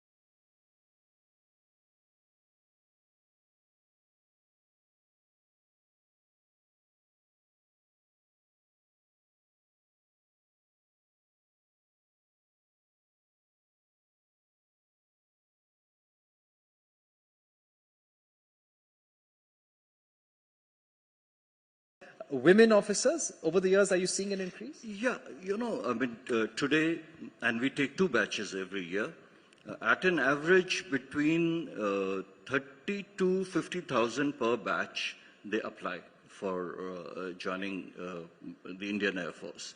And unfortunately, we are able to take so few of them. Yeah. But because we are limited by our cadre strength, and we possibly can't take more than that. Right. So you have about 2,000 women in the Air Force right now, and of course the numbers will increase. Ladies and gentlemen, you must have a look at the Disha page of the Indian Air Force, where they're actually encouraging girls, young men to join the Air Force. And that had a very interesting poster some weeks ago. That of 3 women, and all of them were urging the youth to join the Air Force. So 3 women on a poster for the Air Force for recruitment. Are women the ambassadors of the Air Force when you go to different places in the country to recruit women and recruit men? Absolutely. They are our poster girls, so we are very proud of their achievement. We are very proud of everything that they are doing, during training, during operations, bringing in change. They are leading from the front, from wherever they are. And there is all the reason for us to showcase them as role models for the youth of the country to join. Right. Now, speaking about the kind of interest that your women officers have in joining combat roles, I've heard that many of them were very interested in getting into the Garud, which is the special forces of the Indian Air Force as well. Tell us about that, sir. Yeah, Garud is a special forces, like you mentioned. They undertake very high-risk missions. But to be able to undertake those high-risk missions, they have to attain very high levels of physical fitness. And it's the selection process itself is extremely grueling, and the training even more so. Garud Force is open to women. We have had women who have applied for that. Unfortunately, no one as yet has succeeded in completing this course, but I'm certain it's just a matter of time when women will be found even in Garud forces. Over the years, what are some of the changes that you've had to make? Were there more physical changes in training centers, or was it changing the mindset? Both. The physical infrastructure was the simpler change. It's just a matter of having adequate funds and a place to create toilets and changing rooms and so on and so forth. Mindset was more of an apprehension in our mind. We did feel that male-dominated military attitude, male would find it difficult to accept women as equals. In fact, we were more apprehensive that the younger or the personnel below officer rank may find it difficult to accept women as their officer leading them. But we have realized over the period that most of these apprehensions were unfounded. It has actually given us a lot of confidence, gladdened our heart, and that actually has given us confidence in inducting women as Agniveers. You know, it was easier than we actually had anticipated. You know, when we speak to corporate houses and ask them this question, and I'm sure we'll ask this question through the evening, what do women bring to the table? Why is it so important to have gender parity? This is no longer a choice. This is something we need. We need more women to contribute to the workforce, and everyone says this leads to more balanced decision making. But if we ask you that question, what do women bring to the forces worldwide? Women do bring balance. There is no doubt about it. They also bring in a certain level of sanity, a different perspective, how small decisions can affect in ways that men cannot even imagine, perhaps, you know. So it is good to see officers like Group Captain Shakti Sharma, who are in higher ranks, and we'll soon have more of them. They present a different perspective, and that's invaluable. Because ultimately, military, during war or combat situations, and even in peacetime, after all, affects lives. And it is important to have a wholesome, balanced view of the effect that military can have on life, rather than just a one-sided story. We have had a women organization in terms of AFWA, but since they are not part of the policy making, their influence has been limited in more of welfare, and they have contributed tremendously. But having women amongst us drafting policies and giving valuable inputs on it, it's been very good, very good. And you've just started inducting women through the Agniveer scheme. Yeah. Women who will be inducted will be called Agniveer Vayus, if I'm not wrong. How's that experience been? How enthusiastic are these young cadets who are training right now? Give us a sense of the kind of interest you saw for this scheme, especially from women and young girls. I have been involved in the Agnipath scheme, and right from beginning, I was Joint Secretary Air before I became the Air Officer in Charge Personnel, and right from the inception of the scheme, I have been part of it. The 31 years experience, or it was 28 odd years till that time, has come handy in actually opening the doors for women in Agniveer. We have had 28,000 women applicants for the first batch. Even though our numbers are very limited, we have taken only 155. So almost 1 in 200 is what we have selected. An absolutely brilliant crowd has come in. I would like to share with this audience that the enthusiasm, because our teams reach out far and wide, and the enthusiasm in the girls from, and you know, I'll just digress a little bit. What excites us most is that a large section of women did not think it possible to join the armed forces, because at that time you could join only as officers. But this Agniveer Vayu scheme has now given this aspiration to a majority of the girls from tier 2, tier 3 cities, even rural areas, a desire to be part of the armed forces. And that is truly exciting.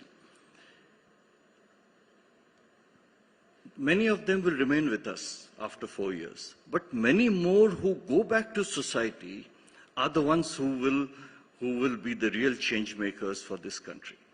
Having seen Air Force, having seen a way of life, like our officer put it, having seen what and armed forces, the Air Force particularly, we are very proud of it. We offer the best that this country has to offer. Okay, so having seen that best way of life, they'll be game changers. This is our 4th week of training for the first batch. There are issues that the muscle mass of the people from these rural areas is not adequate. Some of them are anemic. So we have scientifically designed weight training for them, scientifically designed diet for building muscle mass. We are laying artificial tracks for so that the stress fracture and the other things that used to happen earlier don't happen. Each one of them, when they go back to society, will carry this message in some form or the other. And their sisters, their cousins, as they grow, their daughters, they will perhaps not suffer the same thing that the present lot has suffered. So that way, we in the armed forces always keep feeding back, other than war, other than combat, other than providing security, how else can we contribute to the society? And this is a huge, huge, huge opportunity through the large number of women Agniveer who will go back to contribute to the nation at all times. No, that's beautifully put, and we'll sum it up now, M. Ashraja. My final question to you would be, today anyone aspiring to join the armed forces, especially the Air Force, what are really the avenues, the range of activities and manner in which they can contribute to the nation? If today you had to inspire a young girl to join the Air Force, what would you say? I would say to the young girl that everything that you see in the air, fascinating, be it Rafale, C-130, the Sukhoi 30 doing aerobatics, the Sarang helicopter team, and one of the officers here has been in Sarang, the Surya Kiran, and disaster relief. If you have seen helicopters coming to your village and rescuing people in distress, if you've seen transport aircraft getting oxygen when the COVID wave was on, whatever you've seen has excited you. If you've seen high technology, if you see supply chain management, you name it, because the armed forces, the Air Force is a complete system in its own. It's a self-sufficient system. So from high technology to accounting to leadership, everything is here, including sports, including adventure.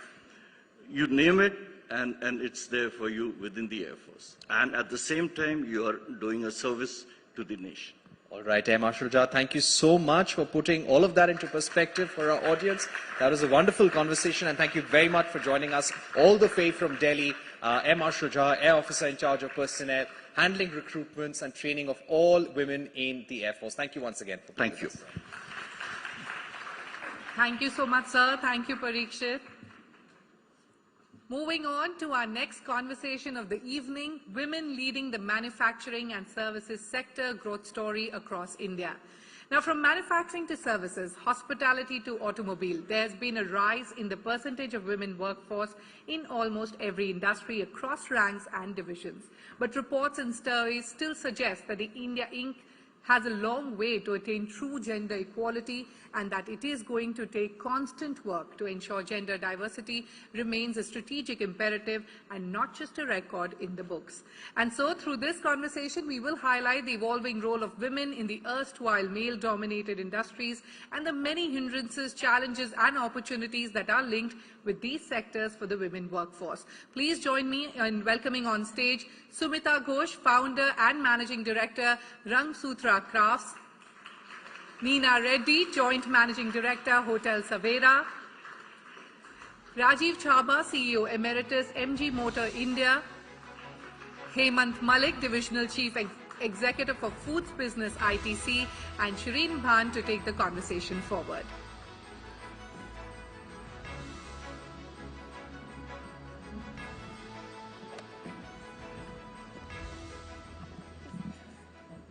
Please do take a seat. Thank you. Thank you so much to the four of you for joining us here this evening. Ladies and gentlemen, we're pretty much we've been on for about 2 hours now. How are you feeling this evening?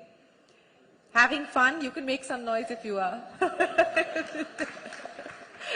Well, we're going to keep the conversations going, and as we said that today we are specifically emphasizing the role of women in manufacturing, and which is why we have, and services, and which is why we have this panel here together. So I'm going to start by asking you, first of all, give us a sense of where things currently stand as far as Rang Sutra is concerned, what you've been able to establish and clock in terms of your own journey, but more importantly, we heard from Priya and we heard from many others here, the journey from informal to formal and really bringing women into labor-intensive sectors like textile, apparel, craft, etc. What's been the lesson and the learning, big learning for you in having to deal with that over these years? Thank you, Shireen. I think the biggest lesson, the biggest learning has been that given a chance, a woman can achieve anything, given the opportunity. So prior to setting up Rang Sutra, I actually worked in the not-for-profit social development sector, and I had worked with many women, especially in rural Rajasthan. And one of the key things that they always raised was, we need work, because our industries haven't gone to villages. Farming is still dependent on the rain, agriculture dependent on the rain, so it's risky. So that's how the idea of Rang Sutra actually came to me, that let's build on skills that women already have, people already have. And I know that there's a market for such products. Yeah. It's just that we have to be, we decided we should be that bridge which connects rural to urban, tradition to the modern, and bring about a new way of doing business. Speaking about a new way of doing business, and I want to connect this to what we are seeing, which is a global trend at this point in time, the focus on ESG. And that seems to be driving capital also towards businesses like yours who are trying to do similar things, but that's also pushing manufacturers globally to look at practices, to look at what is happening in terms of the suppliers that they deal with, the vendors that they deal with. How much of that do you believe is likely to bring in much more diversity in the workplace on account of the kind of mandatory requirements that these ESG sort of norms are bringing in? I think there's great opportunity. For ourselves, we have worked with some global supply chains, and that's how we have also learned really how to build a safer, more inclusive, better spaces for women. Like you said, it has been an informal, area, and most women who are artisans, and men for that matter, work out of their homes, especially in rural India. So creating these spaces where your hobby, in a sense, becomes your profession, allowing for those kind of opportunities where women learn. So I think that is seen to be by the customer today, especially the global customer. They are interested in the story behind the product, who made my garment that I'm wearing, what is her life like. So I think there is great opportunity actually, especially in the global arena for where people are looking to source from organizations which are really ethical, have concern. Could it be advantage India? I definitely think so. Because we've benefited from it. Yeah, but still in terms of global share, and we have been losing out, especially in the textile and the apparel market. Do you believe that this could, in a sense, perhaps be a differentiator for us? It definitely can be, because the traditional skills are there, and as we learnt, in Tamil Nadu, in the garment industry, there are women who in the textile industry, there are women who work. So also in other parts of the country. But I think what needs to be done is that there needs to be this enabling environment that the minister spoke about earlier, where you have spaces where women can come and work. It's a safe, secure space, and they can learn from each other. And I think it can be advanced. We need to seize it.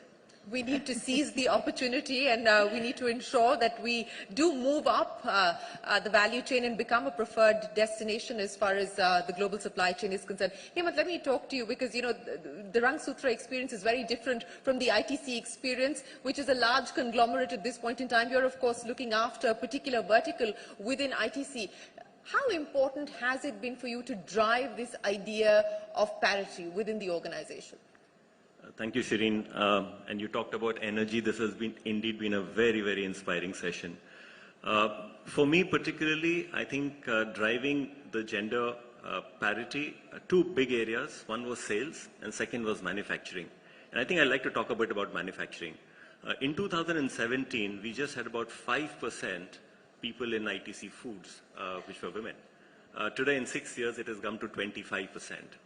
And this journey, and we have employed in between our factories about 5,000 people in the last 6 years, and very happy to report that about 56% of them have been women.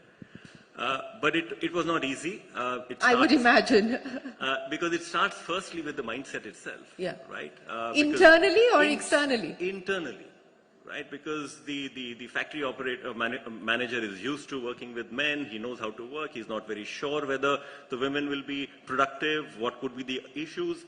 But I think that was the biggest challenge, one of the biggest challenge. Then comes the challenge of recruitment.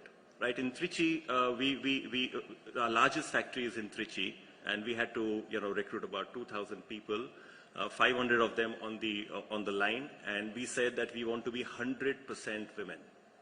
And then you find that somebody from HR comes and says that, listen, you're not finding enough, diploma holders. But the diploma holder was our own norm. So I said, why don't we change the norm? Let's get people who are 12th pass, and we can train them. I must say that the experience for us has been that after that, every factory that we have been opening, the factory unit heads are saying we want only female managers because I think they're way more productive, they're way smarter, they learn much faster. So I think, but I think a few more challenges that we faced was the design of the factory itself, the ergonomics, right, the heights. That's what I was going to say, yeah. Right, and therefore we had to, and therefore what we did was we actually worked on, we gave them we said you work on Kaizens. Right, small improvement. What is it that can make a difference so that your working can become better? Then we started facing more interesting challenges. These were girls who had just come up from school and they were of marriageable age, and now they get married, and we find the attrition has gone through the roof. Yeah. So how do you manage the attrition? And then we actually do marriage counseling. Right? We call it a social engineering experiment. We call the husbands, we call them to the factory. We told them, we kind of agreed on what should be their family goals. How do you look at agreement and disagreements? I think it's been fascinating to see how can you actually, transform and drive the gender balance in the organization. So not quite a marriage bureau yet, but you're probably getting to that as well, right? Yeah, each step is a new learning. No, but absolutely. These are the practical challenges that get glossed over, but these are the real challenges that managers on the factory floor have to deal with, and attrition is a big challenge. The first survey that we did with FICCI highlights that attrition continues to be a big challenge, especially in that period between marriage and maternity. Rajiv, for the auto sector as well, now we just saw one of your employees here being felicitated as well, and you've got, what, about 38% of your workforce is women. My question is, as Hemant was pointing out, the rationale, to explain the rationale internally, why do you need the women? What was that experience like for you to actually communicate that message internally on why it's important to bring the women on? Right, so thanks. So initially it was tough because you start with a 10,000 feet goal and objective, and then slowly, you let them experience themselves the benefits of it. But initially, when we set up the whole thing, luckily I was fortunate to work in many countries, and when I came back to India, it was clear that no country can make a progress if the women are not part of formal economy of the country. That was the top end goal. And when you want to give back to society, that's one area where I think we need to look at, and we are fortunate to occupy these positions where you can make some impact. So we started, and luckily we were starting from scratch. There was a brownfield. We took over a GM plant where there was 0 female employee in the plant, and we said, let's start with 30%. And 30%, we just took the number at that point of time.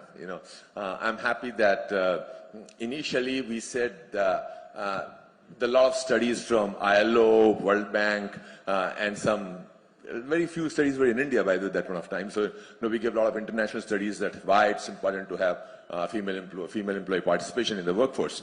And so, there are studies, by the way, which all of us, I'm sure, know that even the profitability of the company increases. So we said productivity, quality, balance, all that stuff we knew, but there was no hard data. So we used some Harvard data and some ILO data to prove a point. But slowly, when we started hiring and people started seeing the impact, now we don't have to do that. We have to actually, they are themselves seeing the results. We have increased our bar. Now we are saying 50%. We say nature is 50-50. So we should be 50% females and 50% males. So that's the new target now. Well, that's an audacious target, and we wish you the very best of luck. Have you also had to set up marriage counseling, marriage bureaus within the organization?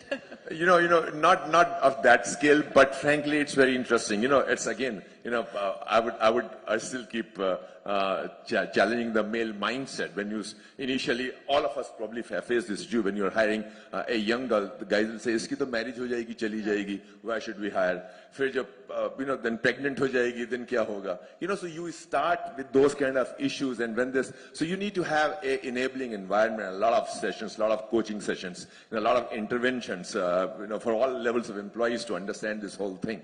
Why do you need a balanced workforce? So yeah, we all go through these challenges, and you keep learning a lot, in the process. Yes, we do keep learning, and I think part of that sensitization process and the counseling is to tell the men that they need to share the load at home as well. And I think that is crucial also. But Neena, let me ask you, to the point that was being made there by Sumita, that you need to connect the traditional to the new, and you've taken over a legacy business with a 50-year heritage and legacy. How difficult was it for you to bring in change?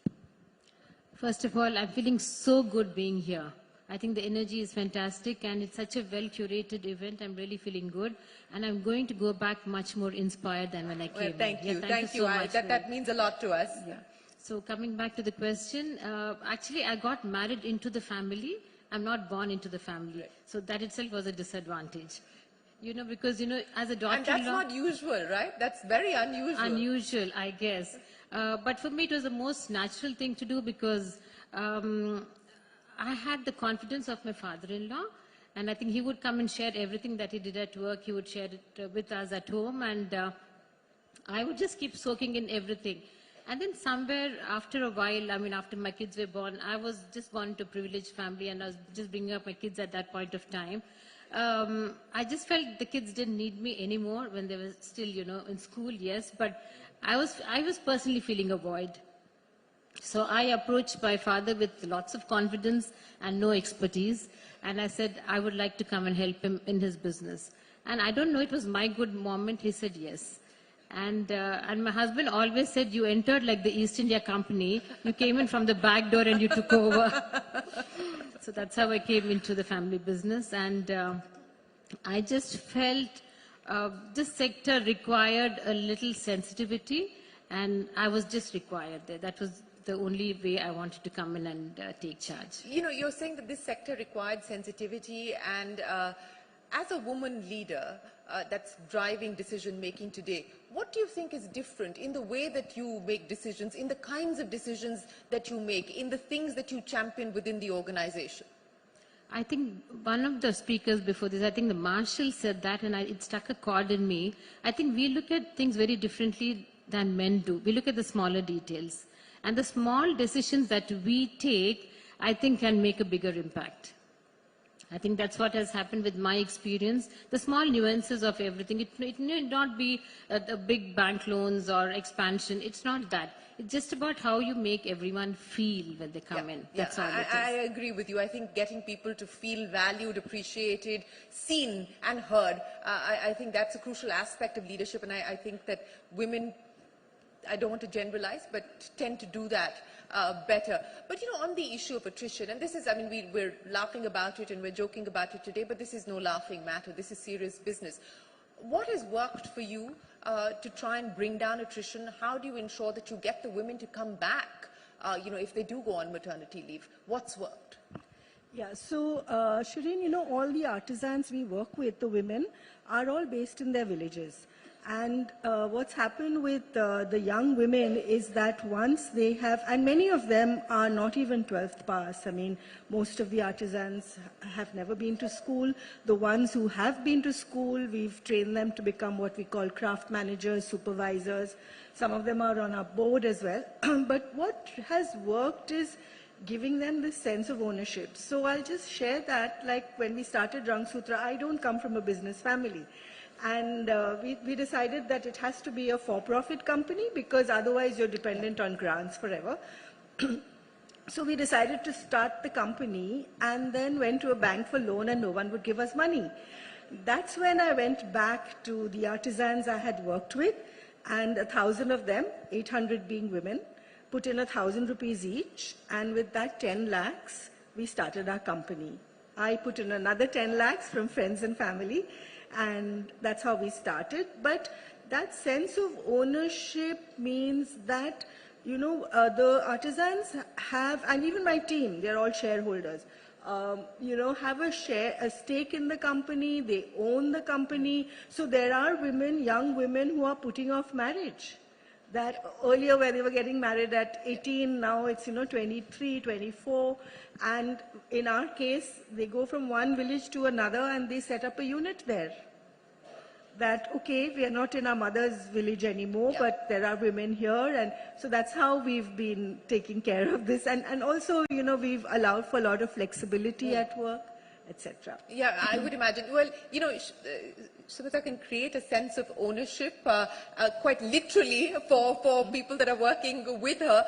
But, you know, you can't do that. You can't sort of give ownership to the women to, with the effort to try and hold them back. You have to create a culture of custodianship, of ownership. What are the policies that have worked to try and keep attrition low? How do you ensure that women come back to work? So, well, in ITC, we all feel we are owners of the company. So I would not agree to that, yeah. In terms of, I think few things when we were looking, and we look at attrition and, you know, typical MBA, you try to analyze, you look at, understand what would be the reasons for attrition. A few things that have came across. One was from the policy perspective itself, right? And I think, you know, we are a more than 100-year organization, but there were a lot of policy changes that we have done. For instance, you know, leave after having a child for almost, you know, for 2 years you can be on leave and you can go up to 2 children. So in 10 years you can be on leave for 4 years. Caregiver, you know, travel. If you know, you have a small child, you want to travel with a caregiver, the company will pay for everything along with that. Paternity leave. So one is in terms of the whole policy part of it. The second is that, and I think I'm quite happy about what my team is doing, is in terms of actually, and this I'm talking about in the management, you know, working, you know, there is this equality and there is this equity, right? In terms of, you know, you look at all your policies are equal, but, you know, when you look at equitable, you know, and how do you bring that equity into it? Is our, possibly a lot of management is male oriented. Right? And therefore, how do we look at what is relevant from a female perspective? How do you look at aggression? How does a man look at aggression and how he behaves, and how does a woman look at aggression? Right? We found that a lot of time women don't want to really talk too much about it, while a man will, you know, boast like I'm doing. Right? So in terms of, you know, how do you work with them? People felt that we don't have enough role models, or we don't have enough working groups, so we created this whole, you know, ERGs in place and try to. So I think it's a journey. Yeah. Right, you know, and there are new learnings that are coming, and we have to continue to work on. No, and I agree with you. There are no easy answers and there are no cookie-cutter solutions. Each organization has to contextualize the solutions, and it is work in progress. And I think the ability to be agile and dynamic and flexible really is helpful. But, you know, again, I want to address that attrition issue with you. But I also want to ask both of you, because you also deal with the supply base, which in many parts of the country continues to be MSME. And, you know, you talked about being able to give 2 years of maternity leave, other benefits including creches and so on and so forth. Now, this is mandated, at least 6 months is mandated as per law, but a lot of the SMEs find it very, very hard to be able to make those, you know, to fulfill those commitments, and hence it becomes sort of counterproductive because they choose not to bring the women on. have you had this conversation with your suppliers as well? How do you help them? So actually it starts with our own company initially, and then you go into the supply chain and the partners, dealers, suppliers, everyone. So the important point here is I think you need to start talking and communicating right from the day one, and then you need to talk a lot about it. I'll just add on to some Hemant's example, like it's not only about the policies, but like what's your intention, how's the spirit. So small nuances we need to see on this issue. As an example, there's a heavy rain in Delhi, and the Delhi government announced that schools are going to be closed. The schools are going to be closed, but the school said that the students have to study from home. Now, what happens to young mothers then? Like mothers cannot come to office because those young kids need some, or in some cases even the guys. So you need to be very flexible that if schools are closed but studies are going on from home, then you need to provide this flexibility to mothers and fathers that you can also operate from home and help your kids. When we talk about creche, see, this is not tokenism in my opinion. The government is trying to make certain minimum norms, laws that you can facilitate. But the thing is, if you need to be good in your job, you need to do much more than government mandates. So as an example, nuances of creches. Now in creches, like maids are coming with a child. Now, sometimes the policy is that the maid should not come because so many maids you can't handle in the small creche.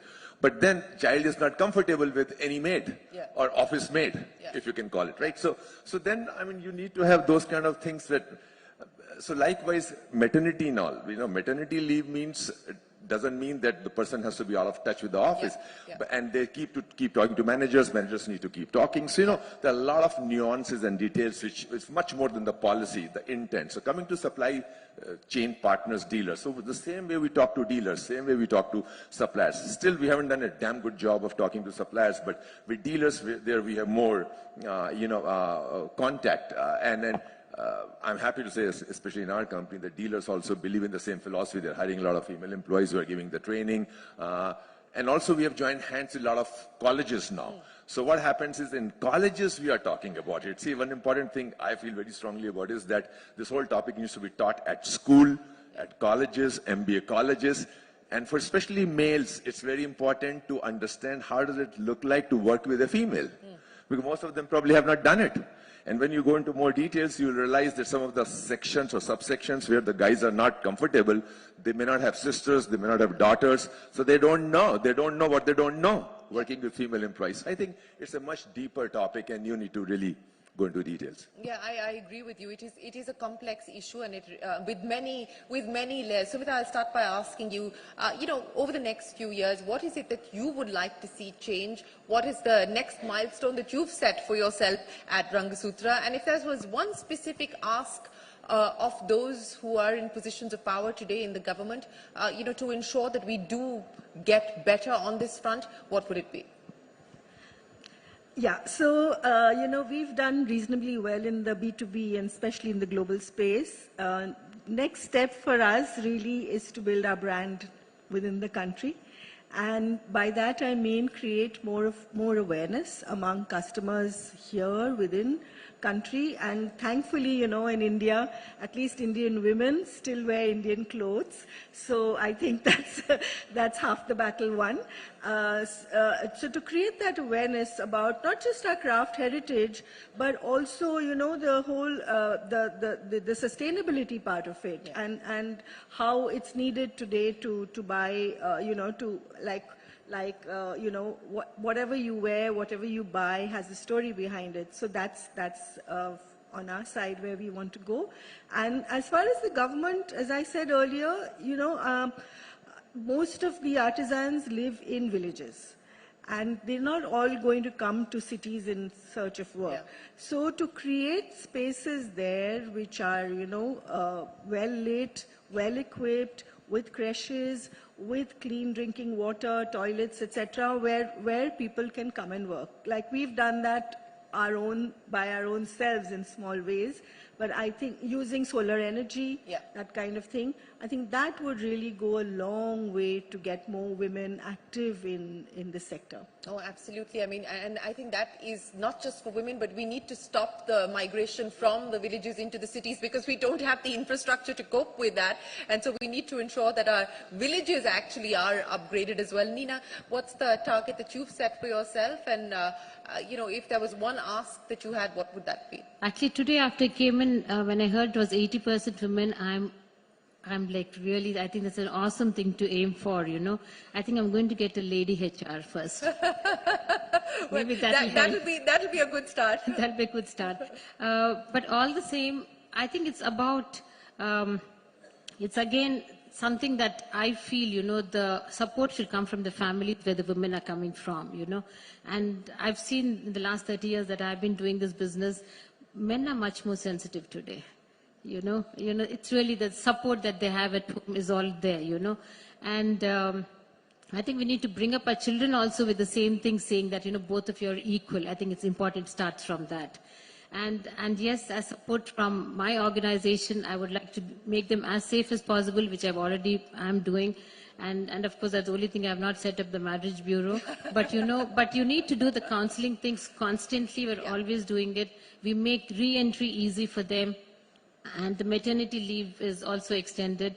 I think I also need to extend it to paternity leave, you know. Maybe that's all. These are things that open up for you because I think it has to be more of a support system than anything else that's going to make it work. Yes, it has to be collaborative between the employer and the employee. And then, of course, as you pointed out, ensuring that policies are also gender agnostic to some extent. Hemant, the targets that you've set for yourself, and more importantly, what is the roadmap that you're working on at this point in time in terms of priorities? So I think one or two questions which I missed answering was, you know, we've recently launched a program called Punk, which is for women who are working but had stopped working for whatever be the reason, and if they want to come back. Right, so that's a program that we have just launched. Again, the same resistance I can see, so we'll have to push it through, but I'm sure that will be of great value.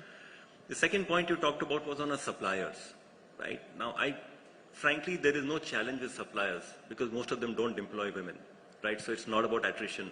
So I think what I take back from this conference is that how do we give marks to the suppliers who are adding diversity, and so that we, you know, we treat them as special suppliers, right? Third was in terms of ask.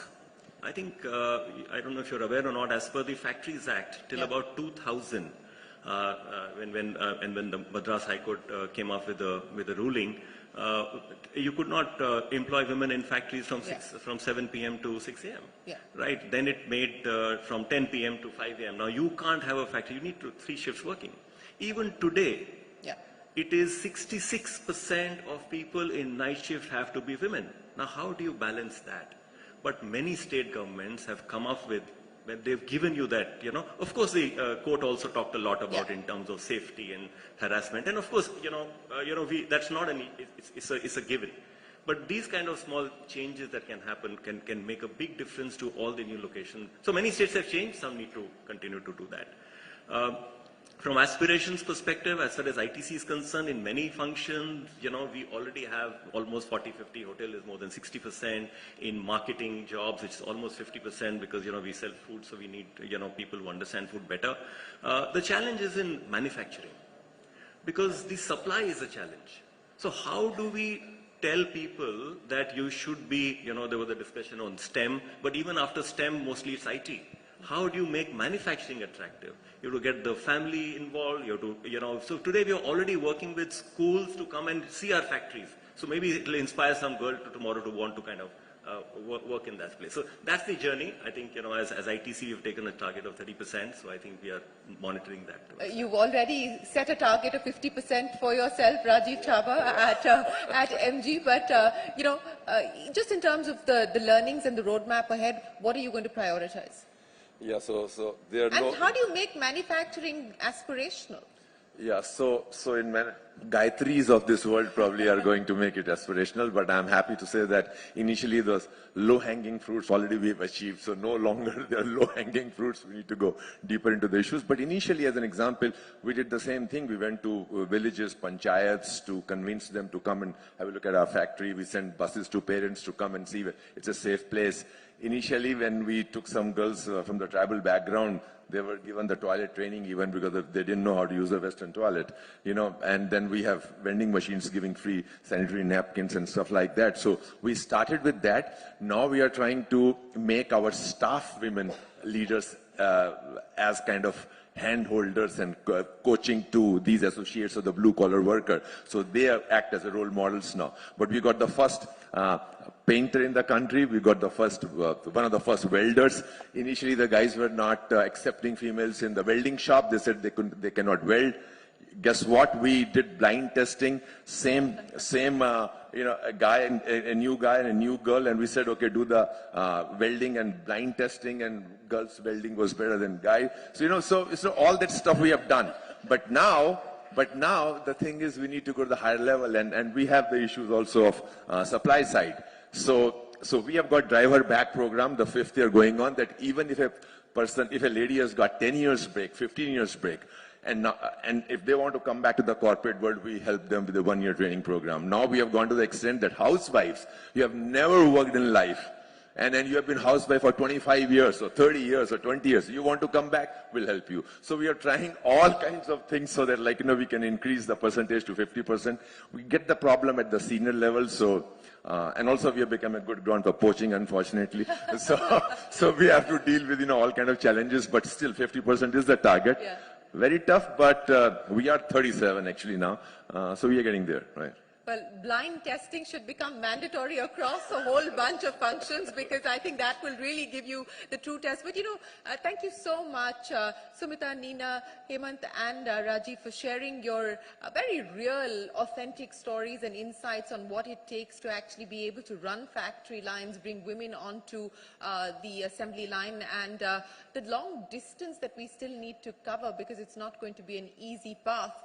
And one thing that continues to strike me, and I picked that up from each one of you, is there is no data in this country that tells us what the situation is. There is no repository that can actually put together these insights, this shared information that we've exchanged here this evening, that tells you what's working and what's not. And that's been part of the effort here at Future Female Forward as well. So thank you very much for adding to our playbook. Ladies and gentlemen, a big round of applause. Thank you, thank you, thank you. Thank you so much, panelists, and thank you, Shireen, for such an insightful conversation. Ladies and gentlemen, once again, a huge round of applause for our panelists here. Moving on, through a constant endeavor, Future Female Forward has also emerged as a strong community of women, encouraging them to progress, lead, connect, and become self-sustainable. And here is what HSBC co-CEO Asia Pacific, Surendra Rosha, has to say.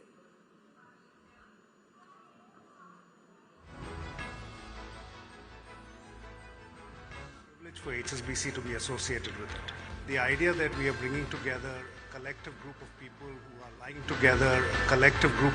who are like-minded and focused on creating opportunities for women entrepreneurs and women in the workforce to progress and do better. It's really important, and it's something that I think is very relevant to where we are today. The idea that female entrepreneurs in the country can get a support group, can link with others, can get access to the best resources is what we need to allow for innovation to come forth and create more job opportunities for us in India. And I think this initiative particularly aligns with the values of an organization like HSBC and many others that are associated with this organization. All right. How often have you heard from car manufacturers that the delivery of your brand new car is getting delayed due to the shortage of chips or semiconductors, stretching the waiting period for some cars by as much as 2 years?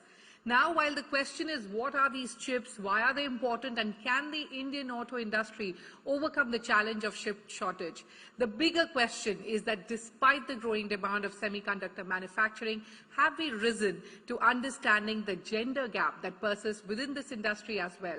And to shed more light on this pertinent topic and to explain this better, may we please have on stage Valli Arunachalam. Ladies and gentlemen, a huge round of applause.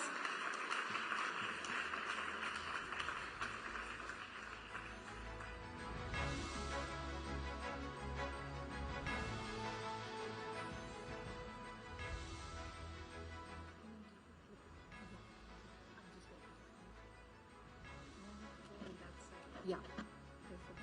Can we have a clicker, please?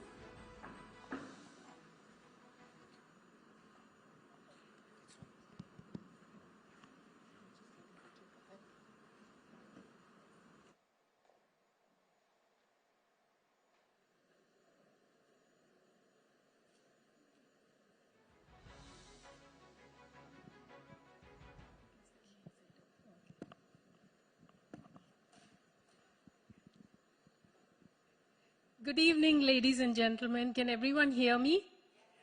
Okay. So first, I'd like to do a pulse check on the audience. Raise your hands and say yes if you're ready to crunch chips. Okay.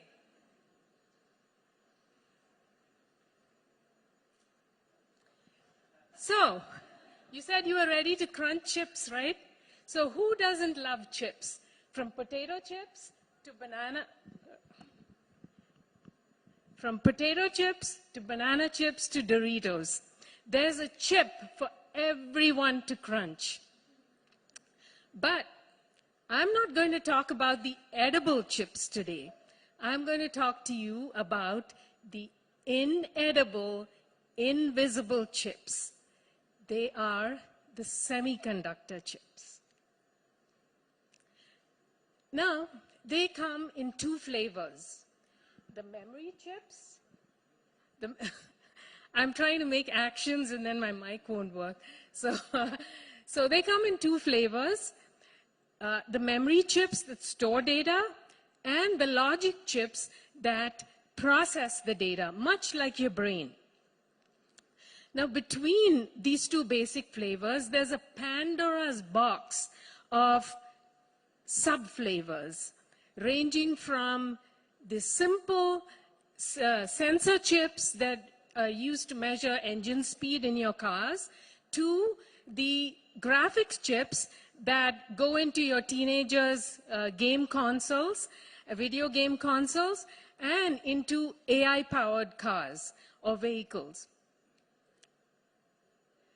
And this is where these chips are made, in a wafer fab, fabrication plant, fab for short.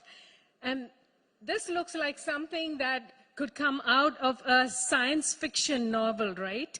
And you can see that we were well equipped for COVID. Now, this was my real world for 25 years. And it's here that I navigated exciting fields from R&D to CapEx management to manufacturing and strategic planning. But today, I'd like to share with you some insider insights into the world of semiconductor chips. I'd like to give you an insider's view of the great semiconductor, about the shortage of chips. And what I'd like to share with you is the insider story. So first, I'm sure many of you, like Shruti mentioned, have in the recent years waited for many years for your first car. Raise your hands if you have waited a long time in recent years. A few hands. But I'm sure you were really annoyed with your car dealer. But here are some sobering facts about car chips that would help you stomach that bitter pill of delay and perhaps forgive your villainous car dealer. 1,500, that's the number of chips in an average modern car. They control everything from airbags to emission systems and from power steerings to brakes. 6 months, that's the normal lead time for building these chips before they're installed in vehicles. Seems like an awfully long time, right? But it's not. It's because in the auto industry, the mantra is 0 defects. Why? Because, and you can't see this, but a 1 part per million defect rate at the chip level translates to a 1% defect rate at the electronic component level, because you have so many electronic components in a car. And a 1% defect rate at the component level will not cut it, because it is a life and death situation. It is a safety issue, so it is well worth the normal lead time to build these chips. Lastly, we all know that during the pandemic, there were both labor and material shortages and government-mandated shutdowns the world over. And this made for the perfect storm, which we were all caught in, and so was that villainous car dealer of yours and your car. So, during the pandemic, this is a question many of my friends used to ask me because I was in the semiconductor industry. So why can't we just make more chips? And I would tell them, good question. After all, it's not rocket science. It's just way more complicated than rocket science. Okay. So I clicked the button too fast. So here's why. When the pandemic hit, we all know that we all went into hibernation, and the auto manufacturers, this is the auto capital of India, so I'd like to bring up the auto example. Auto makers, they started canceling orders because nobody was traveling, right? And given that there are 1,500 chips in a car, that's a lot of cancellations. So what did the chip manufacturers do? They focused their attention on making chips for consumer electronics. Why? Because everyone was at home, everyone was working from home and studying from home. They needed their computers, they needed their phones, so that was the natural shift in focus. And then, as the pandemic abated and businesses started opening up and travel started ticking up, automakers suddenly became hungry again for chips. But then, it's not so simple. You can't just flip the switch and make your production line churn out auto chips instead of computer chips. And you need a lot of planning, you need a lot of logistics, and you need a lot of relocation of not just material resources, but also people resources, so your production line can switch from making computer chips to auto chips. And this is more so in the semiconductor industry than in any industry. It's very, very complicated. And that's not all, okay? You also had this demand-supply imbalance.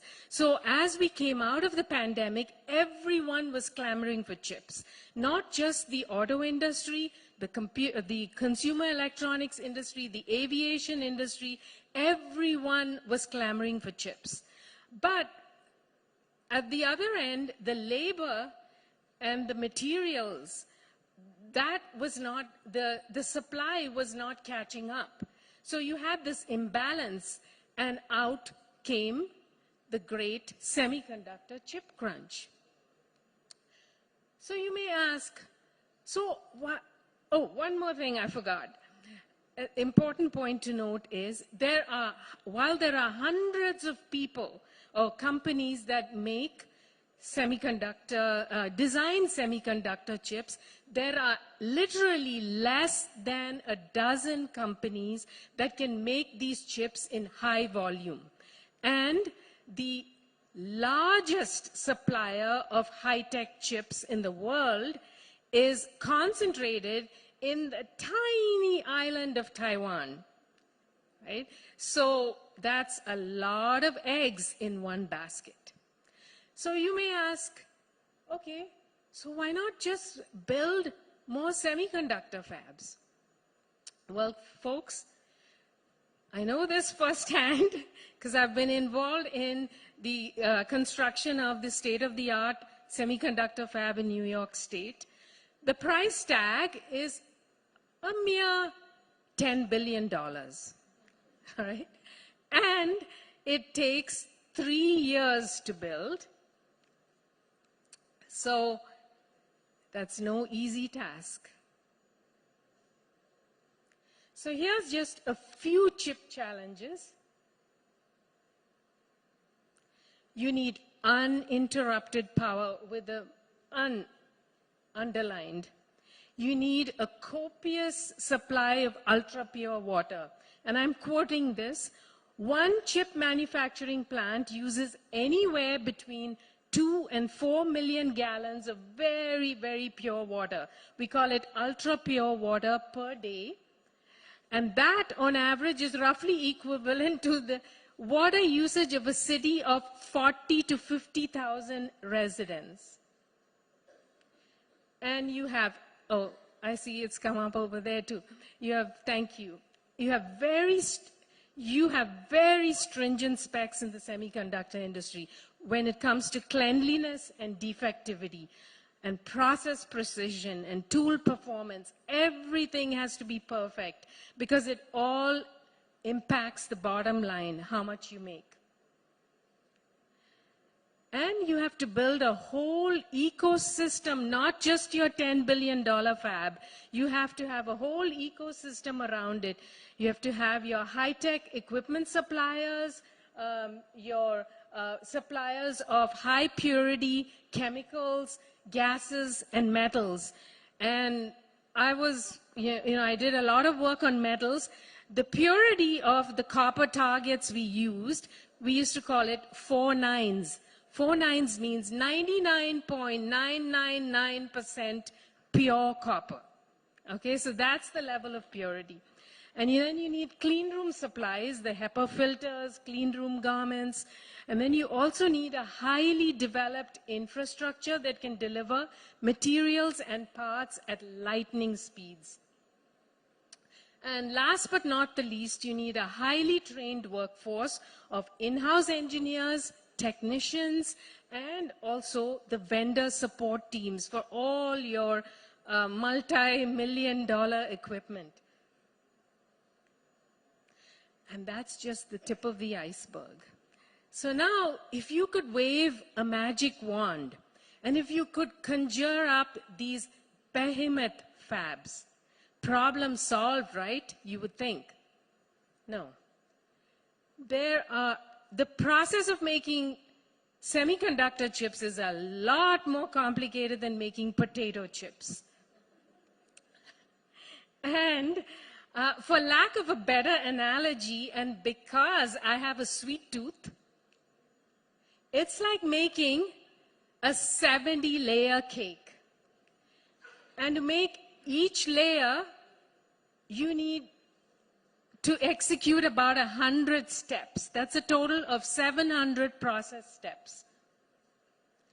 And these process steps are vastly different, require vastly different machinery. They include patterning, etching, cleaning, deposition, polishing, ion implantation, and goes on, and you have multiple cycles of this going on. And then finally, you produce all your circuit elements, right from your gates to your interconnects, the orange guys, and then the insulators, the dielectrics, and your bump for doing the final testing. Doesn't look as attractive as that cake, does it? Okay. And every single one of these steps, these 700 process steps, requires high precision. No step is exempt from it. And you need precision of the order of nanometers. Now, I want you to think hard, okay? Think of the human hair. A nanometer is 20,000 times smaller than the width of a human hair. So that's the level of precision you need in these 700 processes. Mind-boggling, isn't it? Okay.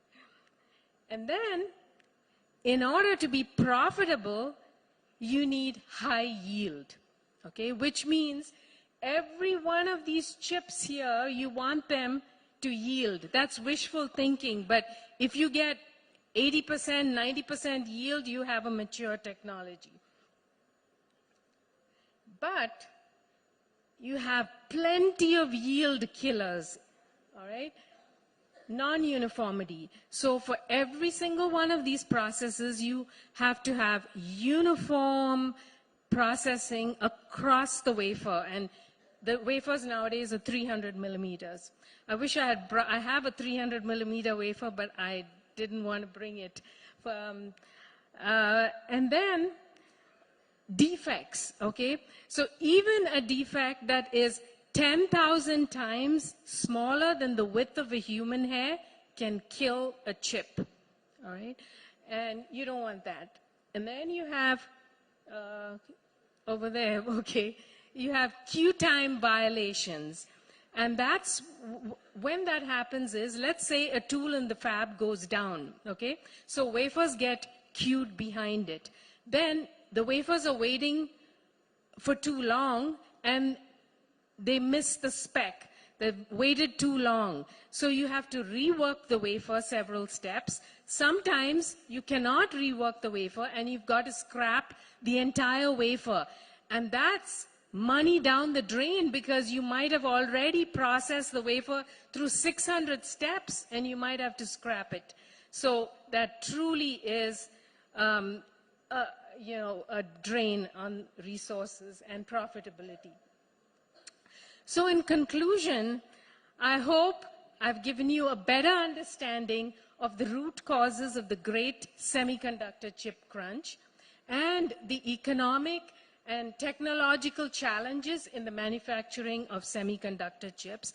So now, when you hear about the semiconductor chip shortage in the evening news, or if you or your kid has not received the electronic gizmo that you wanted, remember the inside story. And remember, the answer is not as simple as, so why can't we just make more chips? Thank you. Thank you so much, ma'am, for enlightening us and giving us a very distinct perspective on semiconductor chips. Ladies and gentlemen, a huge round of applause for Vali Arunachalam. Moving on, for an organization in any industry and sector to scale and grow, it is imperative for them to have robust gender parity policies. Let's listen to what N. Venkatram, former CEO Deloitte India, has to say about this. Gender parity is not just important, it's essential as an organizational goal. And every organization of any worth has very, very robust policies in this area.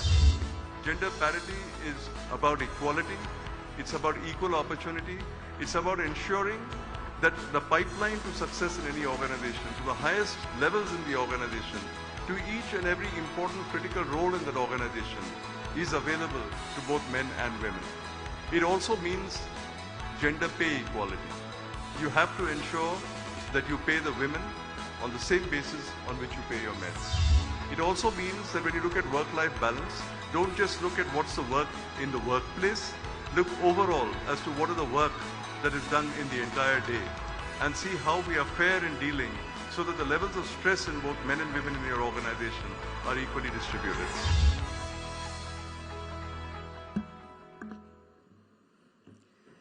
Now, as per reports, the global GDP could rise by as much as $28 trillion by 2025 if women play an equal role to men in labor markets, and companies with more women representation have gone on to achieve 22% higher productivity, 40% better customer retention, and 27% more profitability. And to deliberate this, we have with us leaders from the manufacturing industry who will help us understand what all goes into making gender parity a reality, what kind of interventions are further needed to bring the larger change, and the role models that organizations can set and follow. To elucidate further, please welcome on stage Raja Radhakrishnan, President HR, Ashok Leyland, Archana Chadha, HR Head, HSBC India, Ravi Kiran, CHRO, Bajaj Auto, Nitin Razdan, Partner and Human Capital Consulting Leader, Deloitte South Asia, Subaraman Balasubramanian, Senior Vice President, HCL Tech, and Bala Chandran, SVP and Chief People Officer at Ola Group. Parikshit, over to you.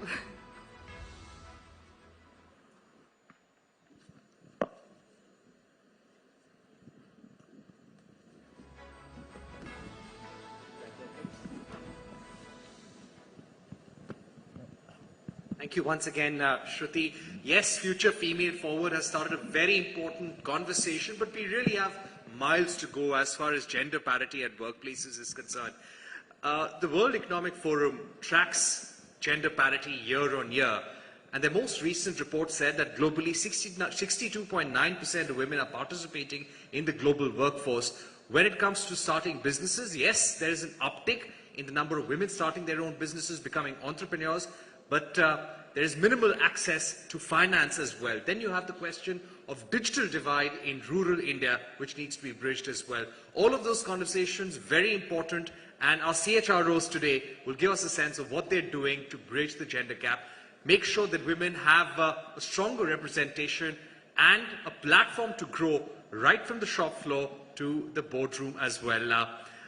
Archana, if I can start with you, give us a sense of the practices that you have at HSBC to, one, allow women to grow, allow them to explore different avenues, different aspects of the business, because today's young men and women coming out of colleges, they like disruption, they like constant change. How do you keep them motivated? How do you try and retain your women workforce as well? Thanks. At HSBC, we believe we want everybody to bring their authentic self at work, be it man or woman. So we just want the best self to come in. And for us, it starts from the tone from the top. So every senior manager or everybody looks at diversity with the same lens. Besides that, for me, it is the policies that you put together, because if it is not an inclusive environment that you create and call out bad behaviors, you're not going to have a situation where you create a culture and an environment where everybody will thrive. We also believe in measuring what we treasure. So on a monthly basis with my ExCo, we measure the numbers of how our diversity ratios are moving to ensure that, you know, if there is a gap or something that is not going as we planned, we're able to look at it. To be able to attract different workforces and the new generation. Like you said, yes, the asks are very different. We've tried to target, like many other organizations, we've come up with a returnship program. And one of the things that we see in the returnship program is, if you were bringing them into full-time jobs, people didn't want to do the job because they were not sure whether they were ready for it. Line managers were not comfortable. So we bring them as interns. We train them to say, come experience what it is to come back to work after 10 years. And if there is a match in what you want to do and what we have, we place people. We've been able to place 60% of the women we brought in as interns into the organization. And of course, you know, the whole focus on data integration. we now encourage people to do courses and give them honorarium so that they self-develop themselves and keep up with the workforce. So lots of initiatives to keep the workforce.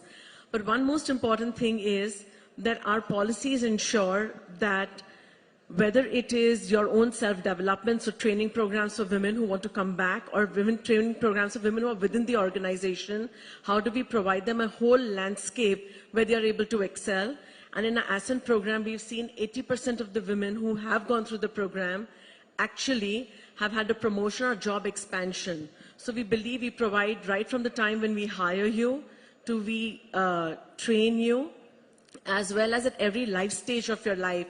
We have very strong maternity policies too. So we'll talk about that maybe in the course of the conversation. Right. Thanks for giving us a lot to think about, Archana. I'd like to get in Subbaraman at this stage. Subbaraman, when we speak about HCL Tech, there's a very interesting program that HCL Tech has, and it's a mentorship program for young women who want to grow in the organization. They need a mentor, and that mentor will actually help them talk about what they may want to do in the organization, if they want to explore a different field, or maybe just have a conversation about growing up the corporate ladder as well. How important is that conversation and having such a program for young women aspiring to lead the organization someday? Sure, thank you. So this program that we have is done through various channels. There are a couple of platforms that have come in place. There's something called Ascent that we have within the organization, where we let women employees participate and aspire towards roles that they want to get to. We have a program which is called Stepping Stones, which allows them to choose a career path, right? And to that, assign mentors. So there's a platform called Mentor Me, which allows women colleagues to go choose who they want to have as their mentors. The mentors are trained, they're kind of oriented, saying how you got to work with your prosthesis in terms of how their career should get shaped to, how their next skills or the next technological abilities should be enhanced, and so on. So that's a very, very important element for us, because we know that within the organization, when we want to solve complex problems, you need diverse workforce to be able to look at the problem from every possible aspect, and hence these three elements that we have really come in very, very handy for the company. All right. Let me get in Ravi Kiran also at this point. Ravi, if we speak about Bajaj Auto, a legacy automotive company, one of the biggest sellers of scooters once upon a time, and the wheel has come a full circle for Hamara Bajaj, and now you've got the Chetak EVs. And recently when we visited the production line in Pune, we saw women manning several sections of the shop floor as well. What are the kind of changes that Bajaj Auto has done over the years to accommodate more women, some of the challenges that you saw, and what is the kind of representation you have for women in the workforce across the board? This is actually a very interesting journey that we have been through. I would say last 10 years ago, if you were to ask, we had less than a couple of % of women workforce. Today we are getting closer to 15%.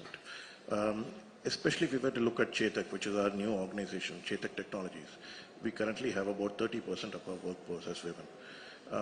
We have a little bit complexity out there, given that we are a legacy organization. We are transforming ourselves in terms of our workforce diversity. Many things that we have to do. We have to start with, typically in our TPM way, we look at what is the issue. What is the root cause analysis that we have to do? What are the bottlenecks? And we'll have to go step by step to kind of eliminate every one of them. Everything from hiring to assimilation to development to giving them growth opportunities to culture. In every step of the way we'll have to work, and we have actually transformed the way we have actually looked at it. But the core of it, I would say, is the philosophy with which we are operating. Right? One, we do not want to be paternalistic. It's very easy to swing the pendulum and try to be paternalistic. Right? We want to be supportive, but not paternalistic. Right? And honestly, we go back to what do women want at some level, right, in terms of working environment. They want to feel that it's home, it is where they want to be. And so what do we need to do to ensure that that kind of a culture is created in an organization? It was not easy, definitely. In many cases, we had to ask the question ourselves saying, is this the kind of environment that we want our daughters and our wives to come and work in, right? That kind of a difficult conversation had to happen with multiple places. All of that has led to where we are today. To us, it is a journey. Like with anything else in TPN, there is no end goal. We don't have an end goal. We don't have a 25%, 30%. We just don't have any goal. For us, it's a continuous improvement. Every year we go back, we find where are the bottlenecks, and then we go and work them. Many initiatives, from Lean in Circles, for example, is a good example. What has been used in the quote-unquote new age industries, the Lean in Circles, which was started by Sheryl Sandberg, we actually introduced that in Bajaj Auto. Believe it or not, it is such a great success. We started with one Lean in Circle 2 years ago. Today we have 10 absolutely brilliantly working Lean in Circle. It is a support group for women by women. All we are providing is the support. They created that environment. They are providing the mentorship for each other. They actually provide the support infrastructure. And it has grown from one Lean in Circle to 10. And from what I understand, this year we'll end up reaching 25 Lean in Circles covering every aspect of Bajaj Auto. So it's a wonderful journey to be actually part of. All right, thanks for those opening remarks. We'll come back to you in a bit, Ravi. Balachandran, if I could ask you about the Ola Group, and I'll ask you about Ola Electric first. We've spoken about Bajaj Auto, a legacy automotive player. A startup like Ola Electric, do you think it was easier to have that change on the shop floor, have a larger number of women from the word go, from the beginning? Let me preface it a little bit. Yeah, I think as Ola, we are a disruptor, startup, as you said. And when you're a startup and a disruptor, you think very differently. And when you think very differently, you don't have any constraints ahead of you. We want to solve for everything that we attempt to, right? Whether it's the product, the design, or the engineering, or the way we sell. And then the question came to HR, what is it that you're going to impact, right? And we didn't want to do these incremental percentages from 20% to 25% and fight with that and struggle with that. I've been on the other side with multinationals, so I know what the struggle is all about. So this is such a refreshing change when you start with a clean slate. You take a pledge that I will build 100% women shop floor. Right? And Anisha, you all met her today. She was here on stage. We have 1,600 Anishas at work who build your scooter. Yeah. And thank you.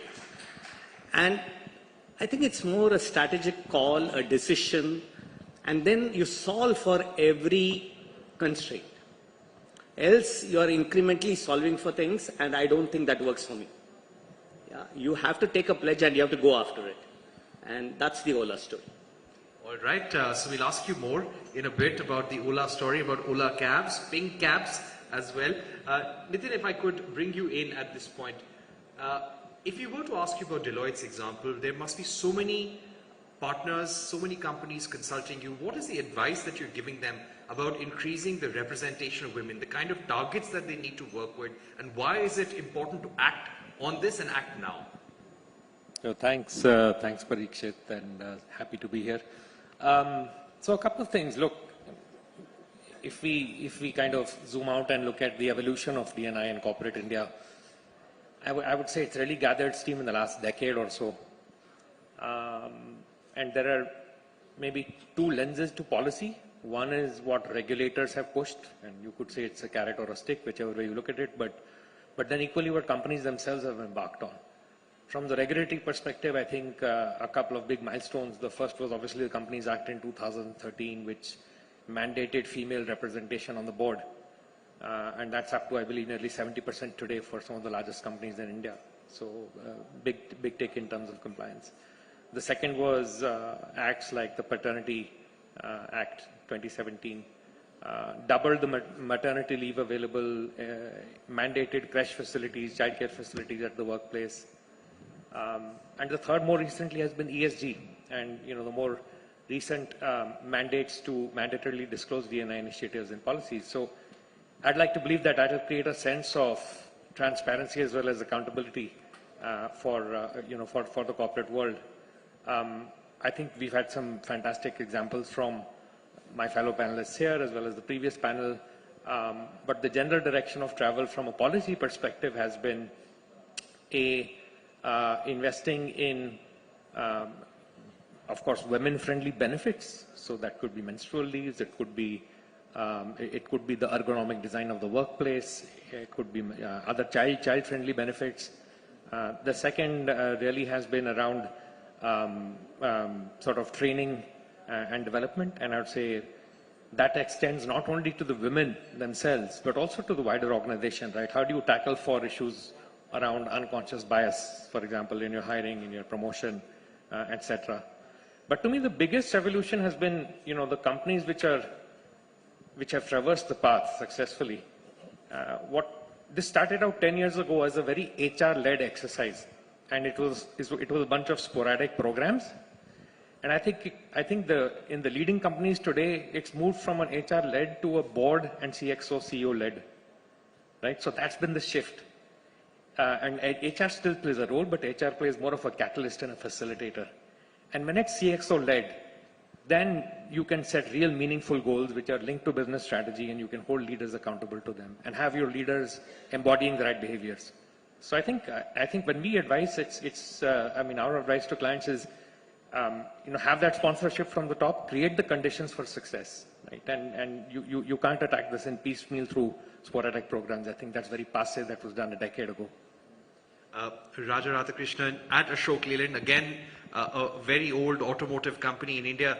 Give us a sense of what's Ashok Leyland's mantra when it comes to gender parity at the workplace. You also have an all-women production line at Hosur. Tell us about that. Yeah, thanks, Parikshit. First of all, if you see, Ashok Leyland, we come from a typical as male as it could be scenario, right? I mean, we manufacture and sell trucks. So people who have been making trucks and those people who are driving trucks are, as male as it would be. But if you look at the mobility industry or the mobility space, is in for a very exciting rate of change in the near future. So be it, telematics, alternate fuels, we realize that if we don't bring in an inclusive work environment, then we will really lose out on how agile we could be as a company. So what we did was, we said, okay, we are a very large company. We said, we won't go in for a percentage change, like as if, we will get 5% or 10%. But we said, let us work across the spectrum of our operations. So we started off with the all-women engine shop in Hosur. And again, engine being the heart of the vehicle. So we said, that's where we should start. So today we have a 80-strong all-women engine line, which is manned completely by women, be it the planning, the supply, the maintenance, everything is done by women. Then what we did was, we went to the other end of the spectrum. We have driver training institutes. So we had a batch of 180 women who were trained as heavy vehicle drivers. Heavy-duty truck drivers. Heavy-duty truck drivers. The interesting part is that if you talk to some of them, it is not just a way of livelihood. Some of the women said, we want to drive in the army. We want to drive, in the police. We want to drive for the CRPF. So that's when we realized, what we are doing is about, not just a livelihood, but like, the Air Force officers here were saying, that it's a way of life, and that's the way they want to, give back to the society. So we're very happy with, what we've done across the spectrum. And also, we just had a dealers conference yesterday in Bangalore. I was also very surprised to see amongst our dealers, there were a lot of, second generation women who've taken up dealerships. So it's very, I would say heartwarming to see the change right from manufacturing to all the way driving trucks. I'm very curious, how many women truck drivers and women bus drivers would we have in the country? Of course, as I said, no, the numbers may be very less, but in Ashok Leyland, we are trying to do as much as we possible. So as I said, recently we had a batch of 180 women truck drivers who were trained, and they will now become drivers in the Delhi Transport Corporation. Very interesting. We'll keep track of that story and ask you what's changing incrementally over the years. So let's take the next round of questions, and Archana, I'll begin with you now. When it comes to your women employees, what's the most common challenge that you come across that they face, and what's been your advice to them? The most common challenges are the different life stages that they are. One is marriage, very often leads to relocation, so break in career. The second one, which is a very big one, is maternity. To say that, I want to take this break, and then being torn between taking care of the child and delivering in office. Even when you come into office, your heart is in the house, and when you're home, your mind is in office. So just balancing that whole challenge. So I think this is the biggest gap that we see. And sometimes they do feel that they don't have an even playing field on the table. So very often, because the ratios are not very great, so there could be one woman like me and many more men in the room. So, just that whole, do I have a voice on the table?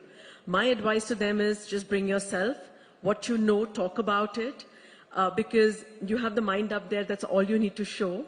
And when it comes down to taking a break and, having to move around, it is a fact of life. Decide which partner's career is important at that point of time, and decide whether you will be taking a break right now and will your spouse take a break later.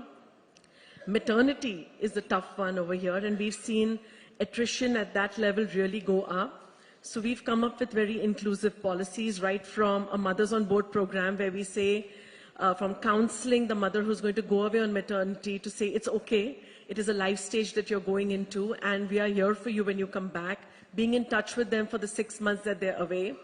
Also, when they're coming back, we realize that there's a creche facility as per the law, but very often women do not want to put their kids in the creche. So we've come up with a nanny allowance to say, you keep a nanny if you don't want to use the creche, but come back to work. We will make it happen. So whether you want to keep a nanny for the child or for your mother-in-law, your mother who's taking care of your child, your call, we give you an allowance every month, up to 6 years of the child, no cap on the number of children you have.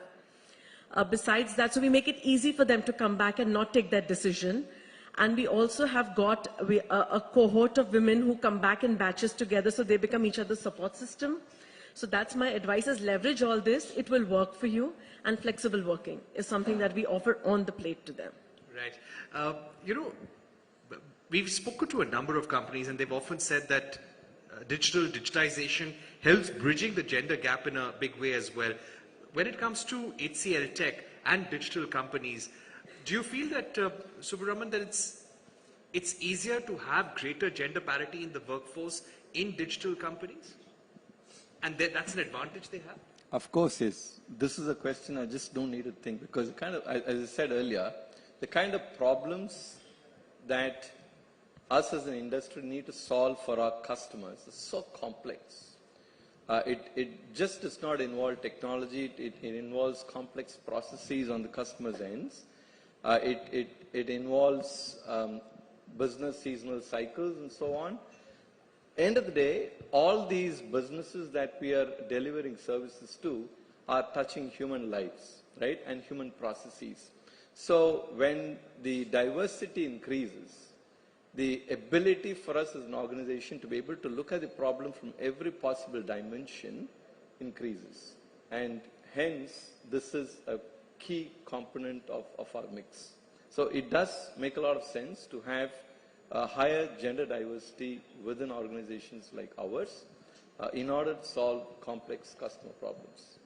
And to do this, we've numerous initiatives. Maybe I'll talk if that comes later. But yeah, we've numerous initiatives to try and increase the gender mix within our teams. Right. Balachandra, I would also like to ask you about what the government can do in terms of changing the mindset. And I'll again go back to the OECD report when it came to digital divide. And they've said that in rural India, almost 72% of the women don't have access to a smartphone. So now this is something which is really disheartening. How do we bridge this divide? How do we allow women entrepreneurs, women in the workforce to flourish, and what role can the government play in changing the mindset?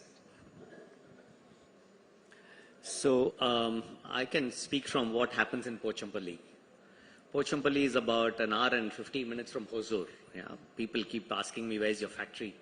It's about 2 hours from Hosur, in the interior of Tamil Nadu.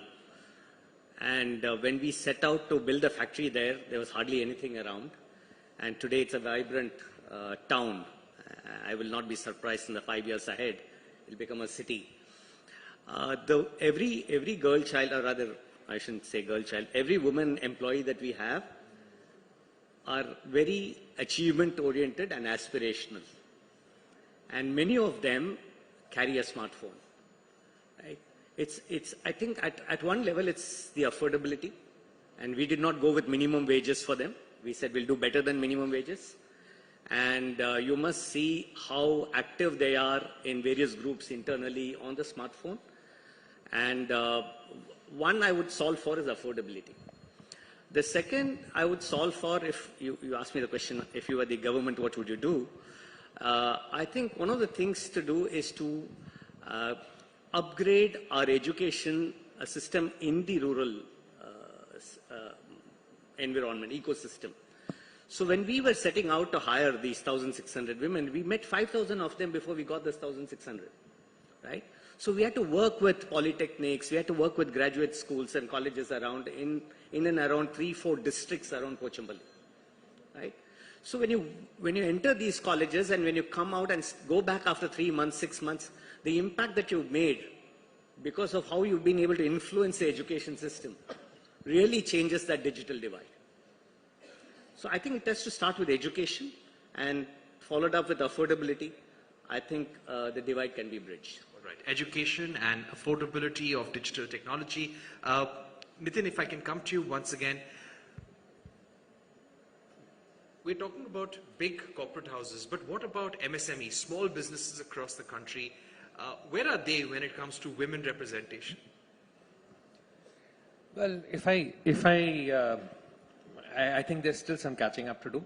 So if I give you like a sort of sector-wise view of this, ITES, financial services and services in general, which includes retail, the gender diversity mix there is somewhere around 30 to 35% women, and it's been trending upwards at a healthy pace. If I double down to manufacturing as a sector and consumer goods, it's probably somewhere in the early to mid-teens. And so you could probably apply a similar cut to MSMEs playing in those sectors. And the obvious question is, I mean, when you do this comparison of sort of services versus manufacturing, it's not really apple to apple. The reason I say that is because there are a number of factors at play, right? I mean, one is in a manufacturing setup, there are obviously shifts, there are safety issues, there are issues around the workplace standards, there are issues around sort of physical labor and the fact that in a lesser automated setup, there is that much more manual labor required. So it's not easy to kind of, I mean, you could easily theoretically say that, manufacturing can double and manufacturing should be 30%. Yes, I mean, I guess, everybody would want to do that in spirit. But, again, it's a journey. If I take,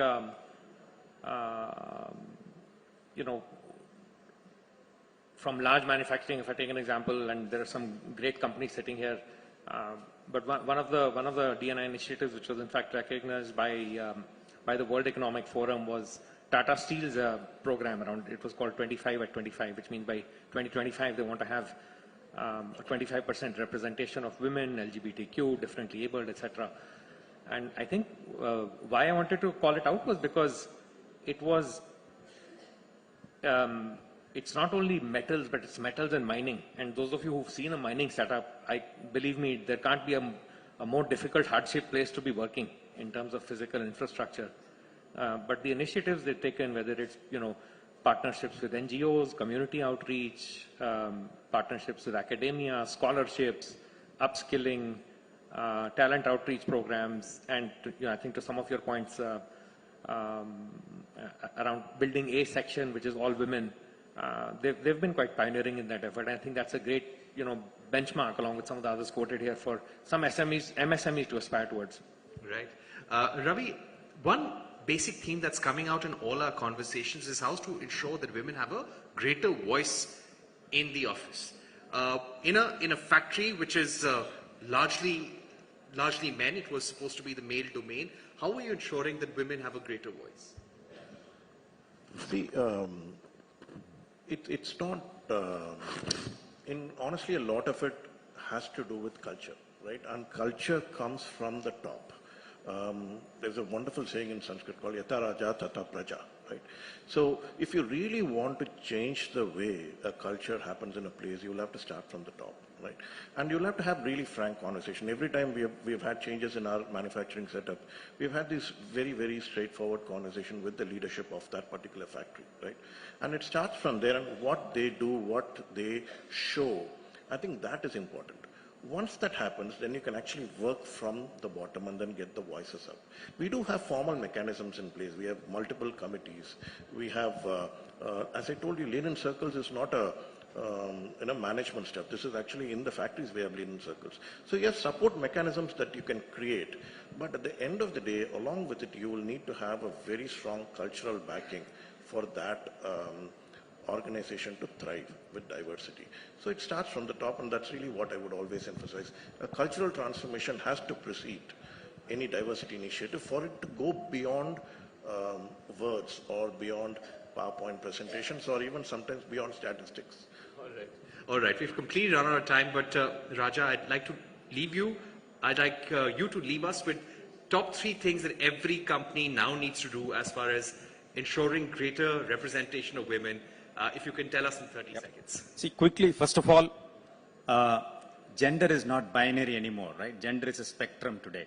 So, in fact, we have not just white and blue-collar workers, we also have Z or Z-collared workers. They are the chatbots.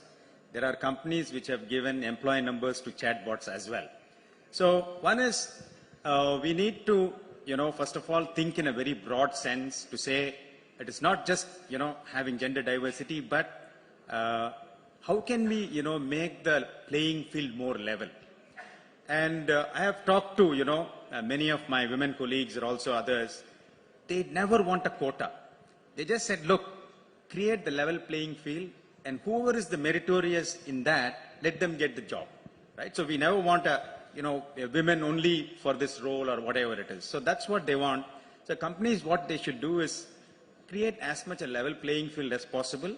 Then again, create, policies. I mean, we need to sometimes go beyond our traditional mindset when we create policies. So if we do this, then I'm sure that, we will create a very wide, talent pool. Last but not the least, this is, my own personal thing, is that when you write a job description, the lesser number of bullet points you have, the, broader and much richer talent pool you will get. So these are, my thoughts. All right, pearls of wisdom. Thank you very much, Archana, Ravi, Balachandar, Nitin, Mr. Raja, Subramanian for joining us. Thank you so much. Thank you so much, panelists and Parikshit, for that insightful conversation.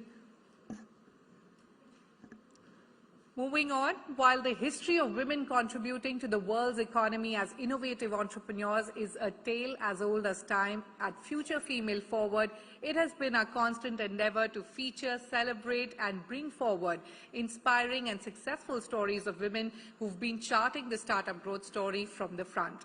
Now, according to a study conducted by IIT Madras, Tamil Nadu has the maximum number of women entrepreneurs in the country. The state is also home to one of the country's largest number of business incubators and has 576 startups with all women founders and around 3,654 startups with at least one woman founder. The industrial policy support, advent of emerging technologies and government support has been extended to women entrepreneurs in the state. It is inspiring and empowering them day by day. So without further ado, let's find out more about the changing picture of the startup sector within the city and the state from the women themselves who are building stronger, smarter and innovative business models of tomorrow. Please join me in welcoming on stage Ashwini Asokan, founder and CEO of Mad Street Den, Rati Shetty, Chief Product Officer and the founder of Bank Bazaar, Archana Stalin, founder My Harvest Farms, Kamhalini Aithal, the founder of White Lotus, White Lily and Lily and Lotus, Vijay Lakshmi Venkatraman, founder of Gayak,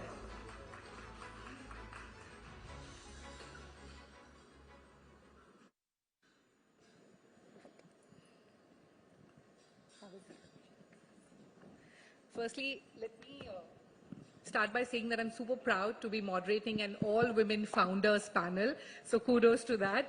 And, let me start with you, Rati, and also congratulate you first on, having reached EBITDA profitability in FY23. And of course, now you're aiming EBITDA profitability for FY24 as well. Yeah, you're audible, I guess.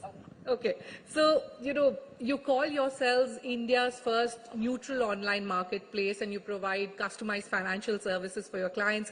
First, talk to us about this unique business model and the pain point that, you wanted to solve when you were starting up, the startup story as well.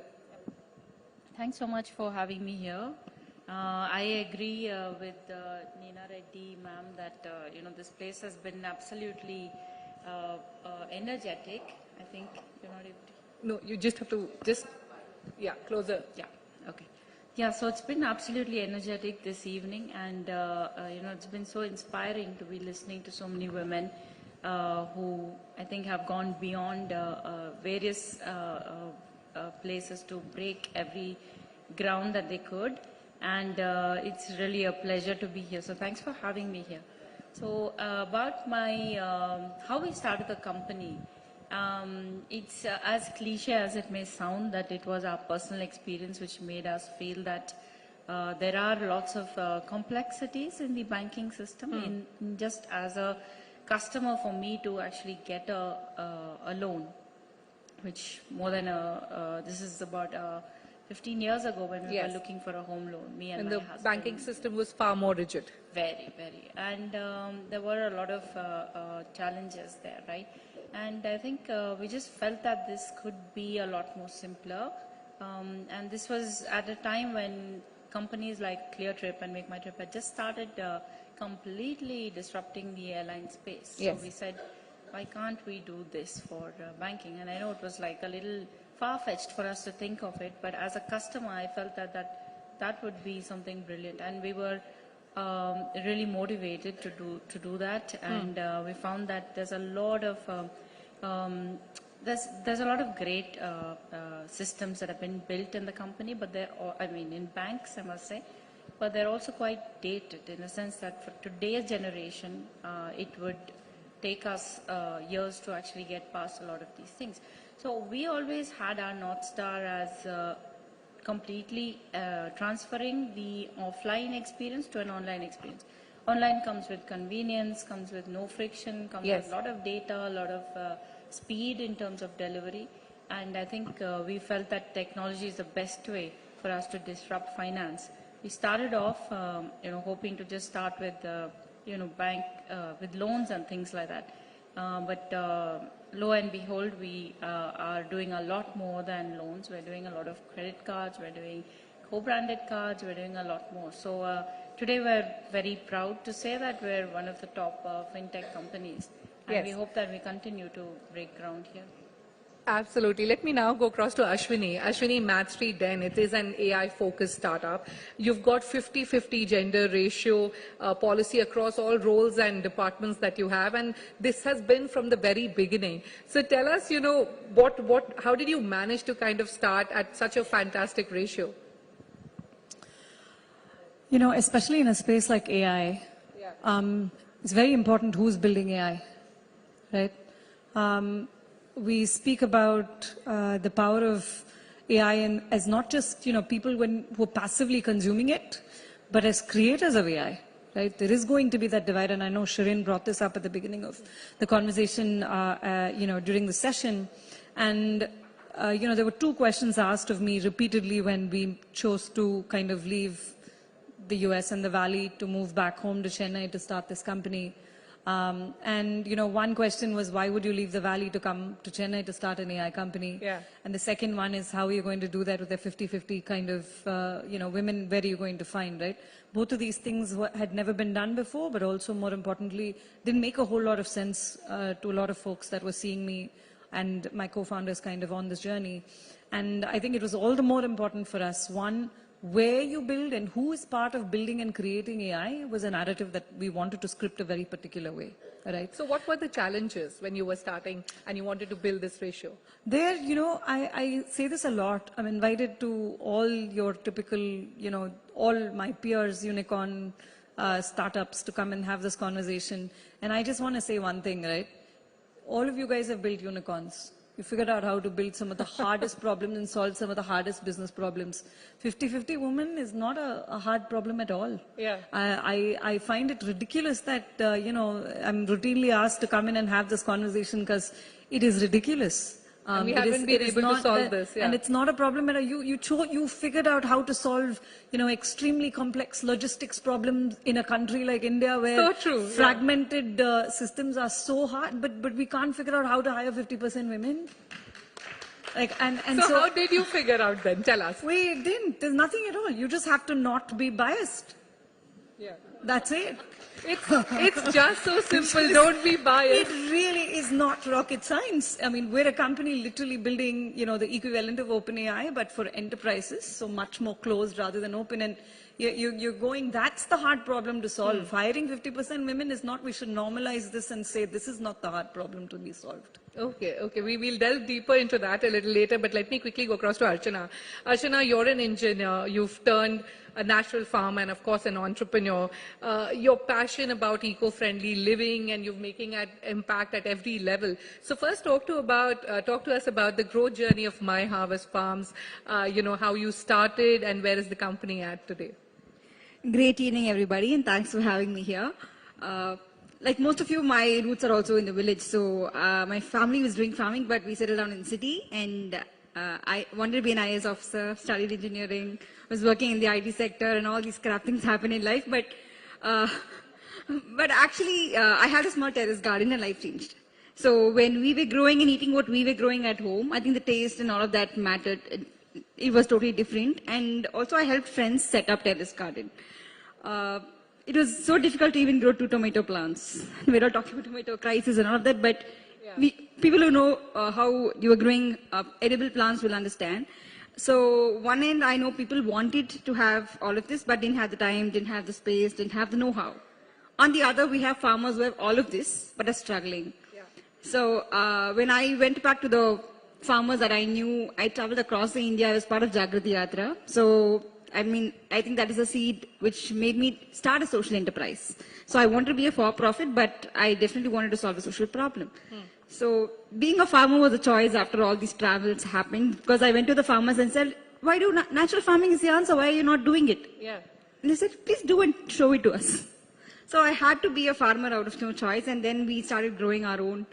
So difficult to make 10,000 rupees a month. So I quit my IT job. Both my husband and me, both of us quit our jobs. So it was a life that we chose. But after all the toil and sweat, even if we sell, people will ask, how do I know it's organic?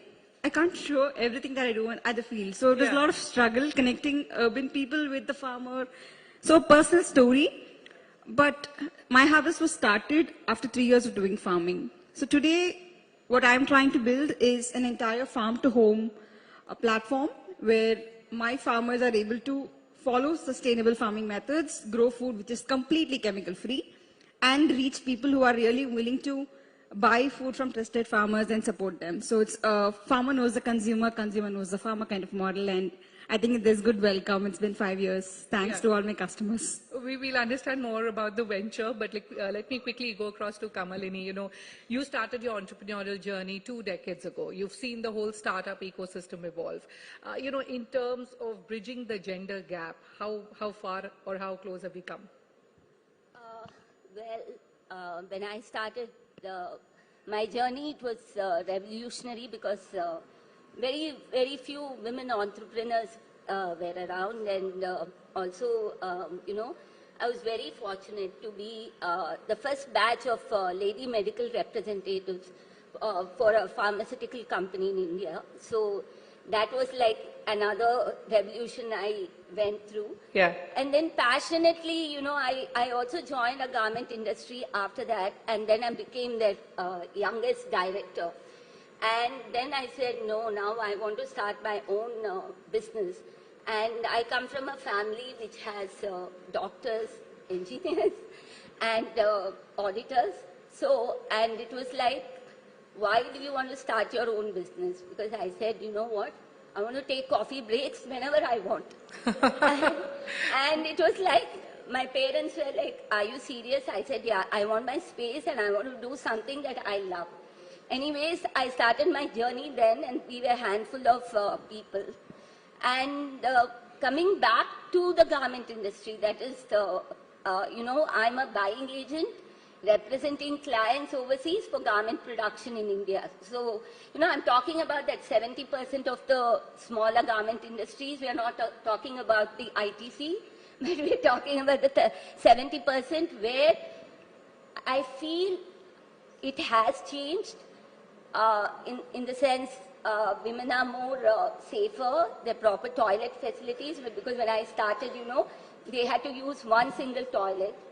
And there is creche, and we were talking about maternity leave, Yes. which is more, it is in place right now.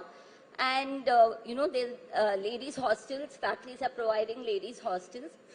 Having said that, a lot of reforms are happening, a lot of, facilities are given. But I think deep down, the mindset of women need to change.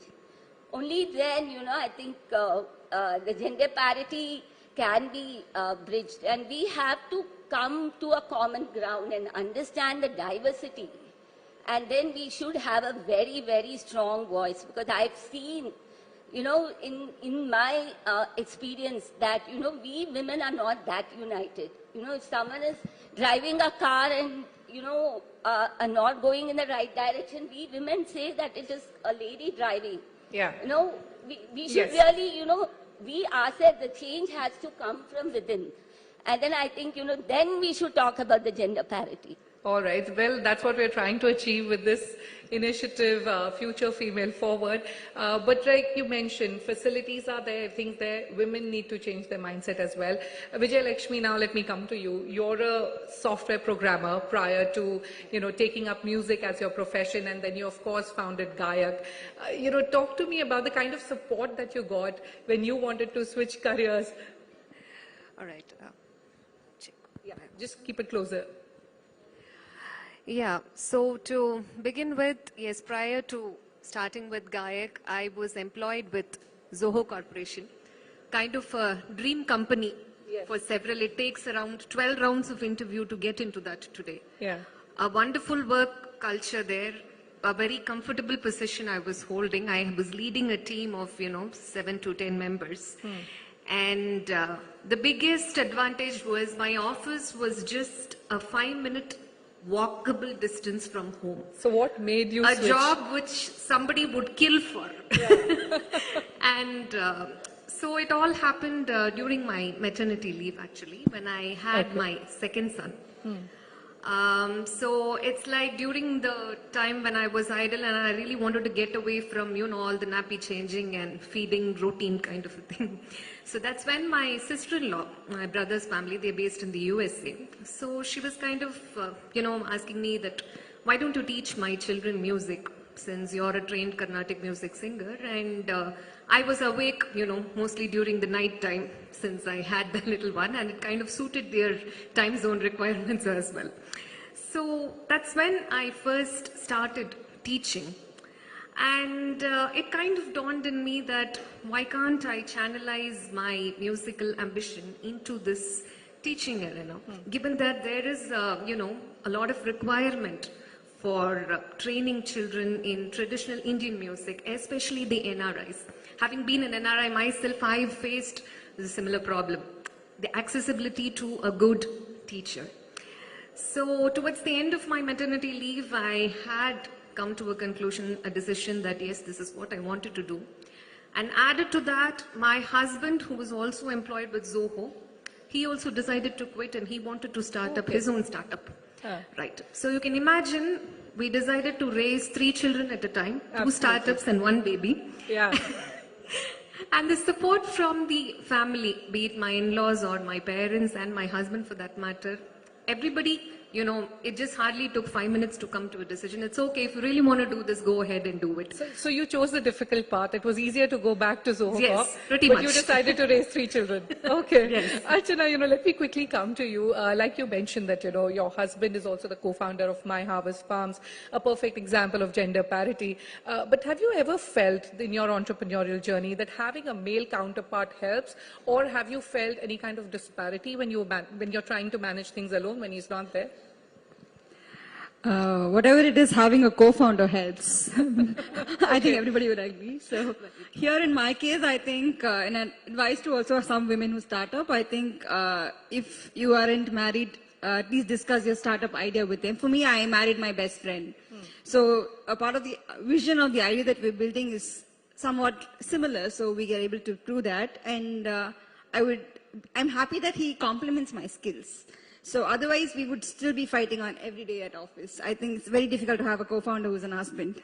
So for me, in my case, we complement each other. So we decided on different roles that we would handle at office. So very clear line. Very clear about it. And he's someone, so we have 2 extremes. Whatever be our character, we're 2 extremes. So, and this guy won't come around me unless he's needed, most needed. Okay. So we always find reasons to not come with me outside or be. So I love moving around, meeting people. So we chose roles that fit in our character, and we are very clear about what each of us does. Okay. Rati, you know, similar question for you. Are there clear-cut lines at Bank Bazaar, because you're working with your husband and the brother-in-law as your partners as well? So have you felt any kind of disparity when you're handling things on your own, when they're not there in any kind of decision?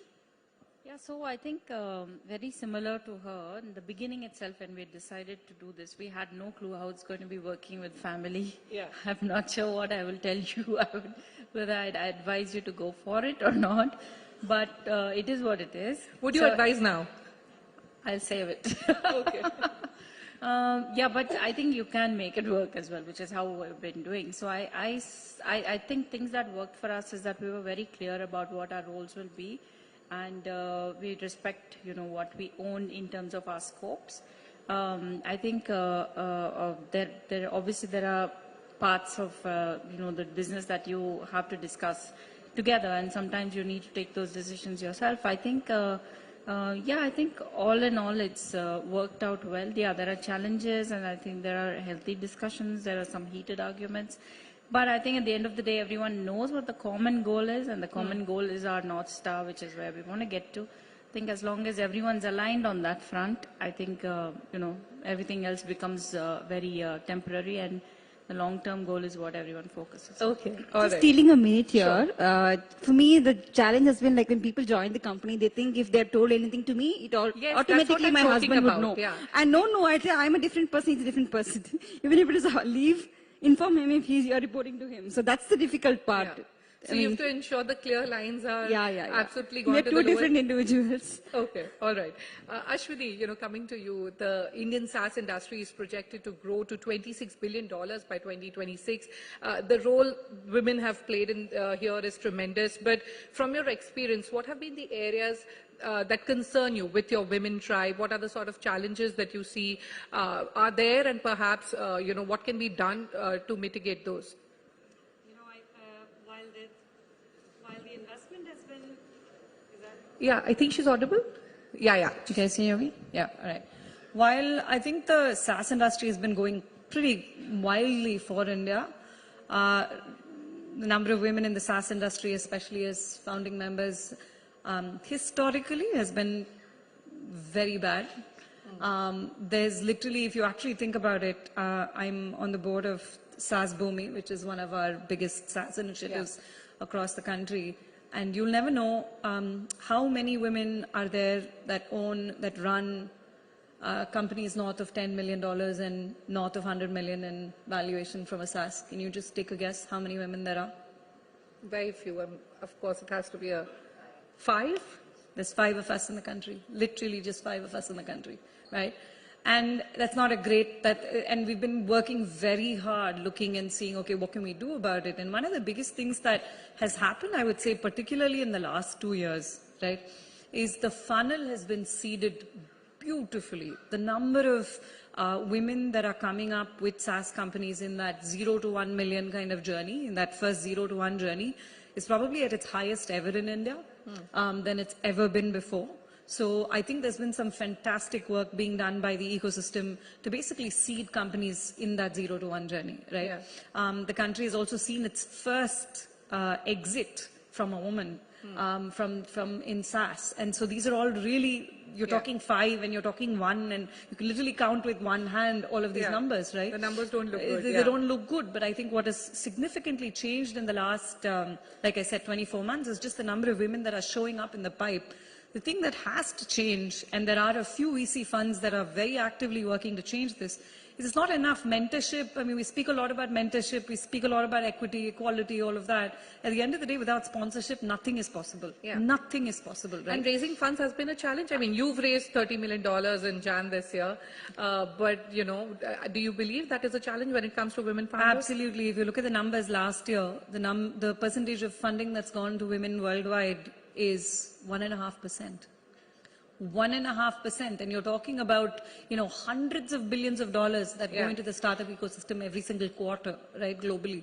And you're talking about 1 to 2% that are going for women. So I think it's not matching up. And what is wonderful to see, again in the last 24 months in India, has been watching every single VC fund starting and seeding, you know, the 0 to 1 sponsorship journey has really started. And it's not enough, not nearly enough. But I think it's a great start, what we've seen in the last 2 years. Okay.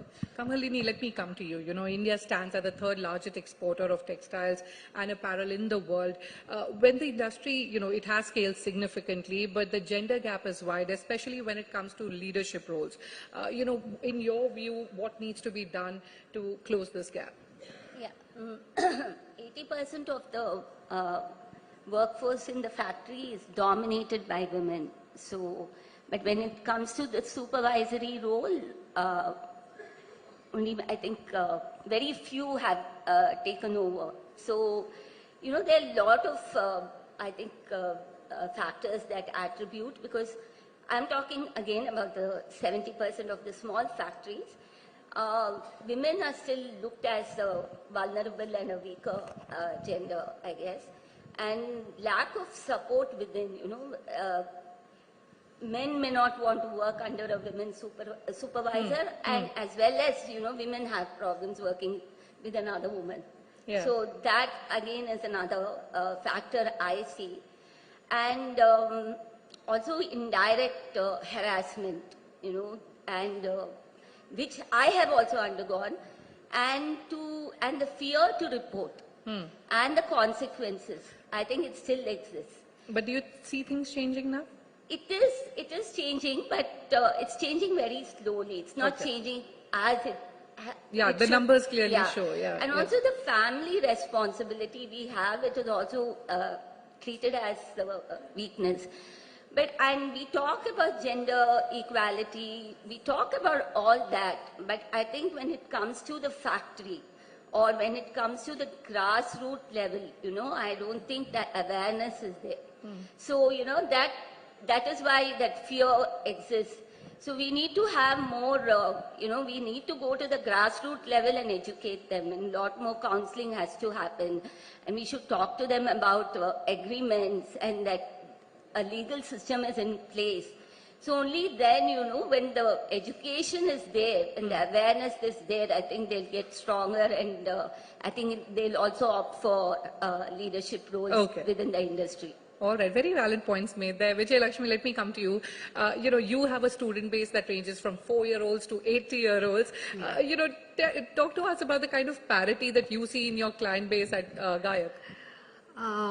Well, I would say that each segment has their own requirement. Like, say, if you have a toddler who's hardly 3 or 4-year-old walking in for online classes, you can't expect them to sit and sing Saregama for even for 25 minutes. They may hardly have an interest towards it.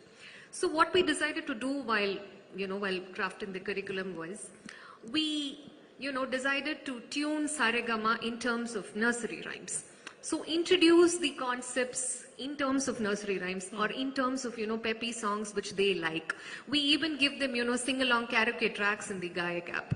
So you can sing along your favorite song, whether it is Let It Go or whatever it is. In terms of Saregamapa, it's kind of, doable. Yeah.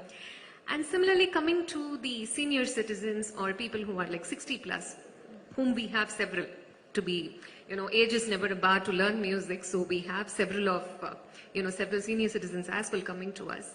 So they are, more rooted to the spiritual or rather the devotional aspect of music. Even with them, you can't expect them to come and sit and learn Saregama after 60 years of age. So we've designed, something for them as well, which kind of, something called a semi-classical, where they are like, directly taught songs and things which they are capable of singing. Again, not something which is complicated.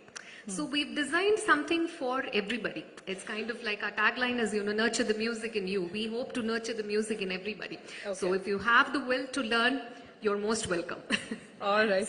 Okay, let me now talk about the kind of how you all are leveraging your platform to bring in inclusivity, to drive gender parity. Let me start with you, Rati. How are you bringing inclusivity in the broader sphere of the business? So, you just have to keep it closer. Yeah. Okay. So, if you look at our current contribution, or rather the ratio that we have, we're about 55% female workforce that we have. I think this is a really striking number because we've heard about what the normal stats are. Yeah. But at Bank Bazaar, it's 55%. And I think that's something that we strive to get it to a higher level as well.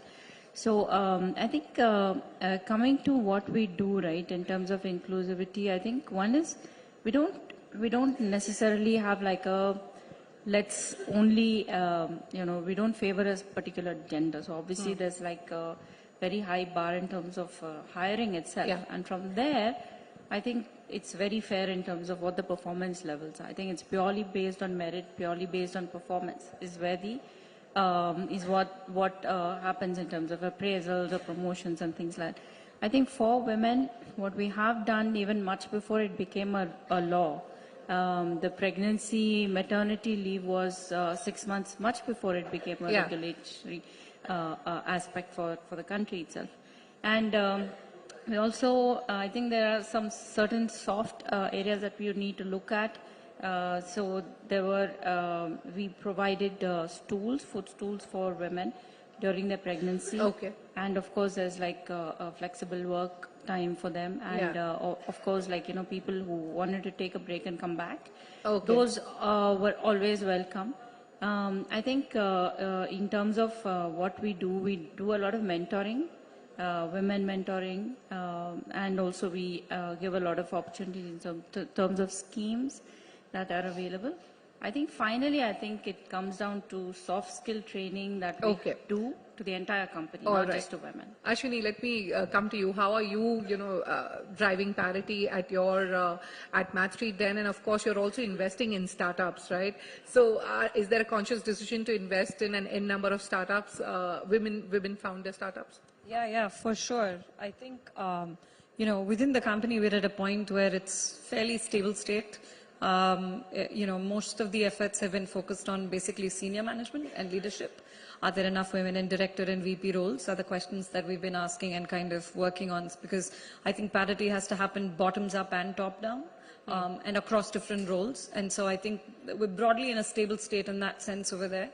With reference to my own investing in the community and in other companies, I think, some fantastic companies, women-run companies are starting up around the country. Yeah. There's a recent one that we did in the space of women's health, right?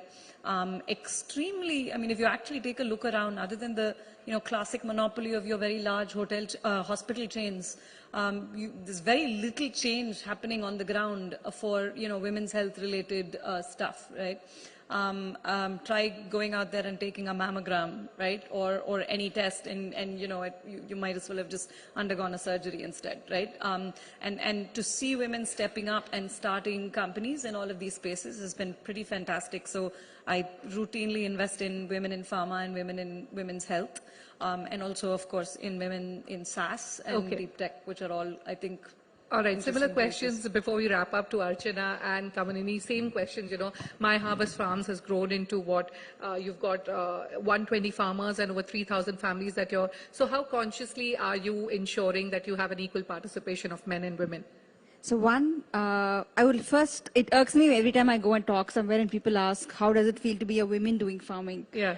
But let me break that narrative for all of you here. In India, at least in rural India, roughly 84% of the women are in farming and allied sectors. 84% is really, really huge. But still people ask me that question. And then normal, if you take overall India, again it's 40% above. But sadly only not even 2% of them own land. Yeah. A lot of these things are there. So today, if I go to a farm and I'm going to pay equal wages to my men and my women who come to work, the men wouldn't even come. So there's income disparity. So we have broken that at My Harvest Farms. Second, if you look at the jobs that we've created, I have around 65 people working at My Harvest Farms, and we've provided accommodation to all of them. Most of them come from Tier 2, Tier 3 and all of the backgrounds. So when they come to Chennai, the families resist. So they've all graduated, but there is a lot of resistance. So we've given them accommodation, and while we deliver food for everybody, we want our team to have best nutrition. Because again, women, they don't eat well properly and all of that. Yeah. So we actually cook for like 40, 50 of them every day. So their accommodation, their food and all of that is giving them the confidence to be in a different city and contribute. And I'm so happy that we have more than 55% representation of women in the company. Yeah. Yeah. So there's a lot of planned things we do, but as a sector, I think it's largely lot more to be done for women because it's breaking society gender stereotypes. Okay, Kamalini, your final comments. You've got business both in India and abroad. Tell us, how are you driving gender parity consciously at your businesses? For me, it is like 80% of my workforce, we have women working under me. Wow, okay. And also the factories, we make a conscious, now making a conscious effort to work with the women-oriented factories. So, you know, and it's about empowering the women, you know, and the more my clients have seen that, and they said, okay, this is not a business deal, you know, there's a humanity touch there.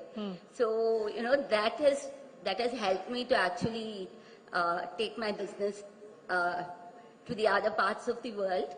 And also we have flexible hours in working in my office, like if there are mothers with small kids, so we also offer part-time, you know, working hours so that, you know, I want them to feel appreciated of what they are. And yes, you know, I'm a big fan of gender equality, and I will go to any extent to make sure that there is equal representation in my organization. Wonderful to hear that. And before we close, quick one. IPO by 2024 reports suggest, are you on track? Yep, we are. We are? All right. Fingers crossed. Okay, on that note, we'll wrap up our conversation. Thank you, ladies. It was an absolute honor and pleasure talking to you all. Thank you so much.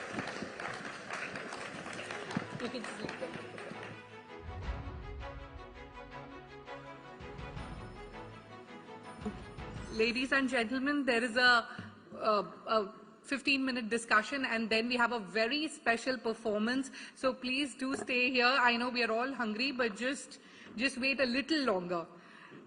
Moving on, over the years, the era of sports has also evolved considerably. Women have achieved many milestones in sports. The gap between men and women has narrowed considerably over the last 50 years. From winning medals and laurels for the state and the country, women in sports have surely come a long way, beating all odds and fighting multiple hardships. And to highlight further on how women are charting success in sports, let's welcome on stage Aruna Vishwanathan Anand, manager of Indian chess grandmaster Vishwanathan Anand and chess enthusiast, We've got Arti Ramaswamy, Women Grandmaster and former World Under-18 Girls Chess Champion. And to take this chat forward, I would like to invite my colleague Jude Sanid. Jude, over to you.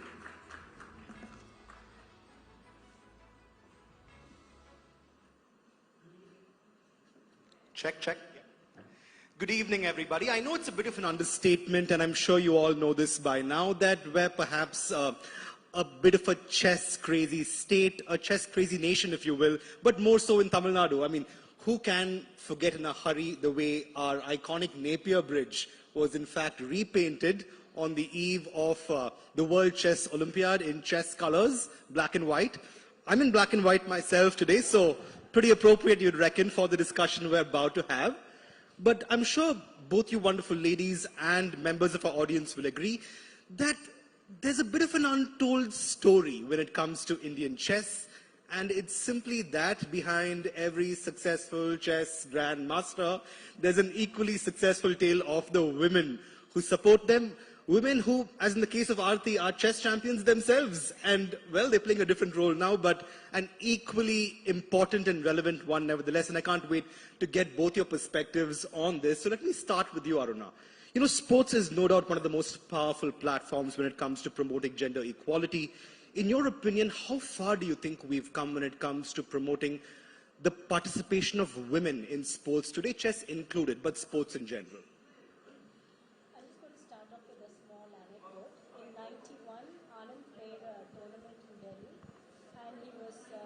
Can we just check Aruna's mic, please? Go for it. No, I think your mic's all right now. Okay, can you hear me now? Okay, so in 91, he was playing a tournament in Delhi against Judith Polgar, one of the strongest women chess players ever. And both of them were young teenagers and emerging champions. So Anand lost the game and he came out and his father called him and said, and I'm going to say this in Tamil for added effect, இந்த மாதிரி game தோத்துட்டு மூஞ்சி எங்கடா வச்சுக்க போற. Basically it means, you know, after losing like this, where are you going to go and put your face? And Anand was really irritated because he had a good position that he had lost, and that's what really irritated him.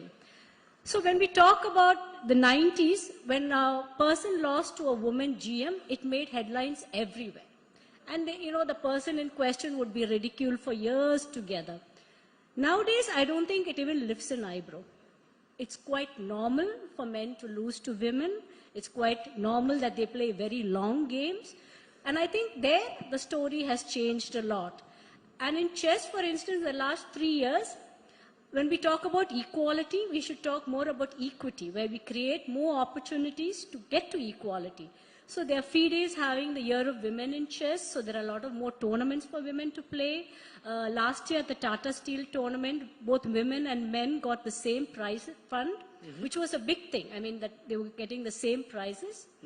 And recently they had the Global Chess League, the Tech Mahindra Global Chess League. In fact, it was envisaged with the only this thing of having equal participation of men and women. So I think there, chess has come a long way in women representation. No doubt, and the same can be said of a few other sports like cricket, which recently won equal pay for both men and women cricketers. And I completely agree. Play like a girl should in fact be a compliment and not so much an insult as it has traditionally been known. But you know, Arti, I'm really glad I'm asking you the next question. You're a junior world champion yourself, so you have pretty much played like a girl, beaten some of the boys too, I hope. But in your opinion, was it uncommon for women to participate and win? How was it for you, and how have you seen that evolve to where we are today? Yeah, I would like to share some of my experience in this context.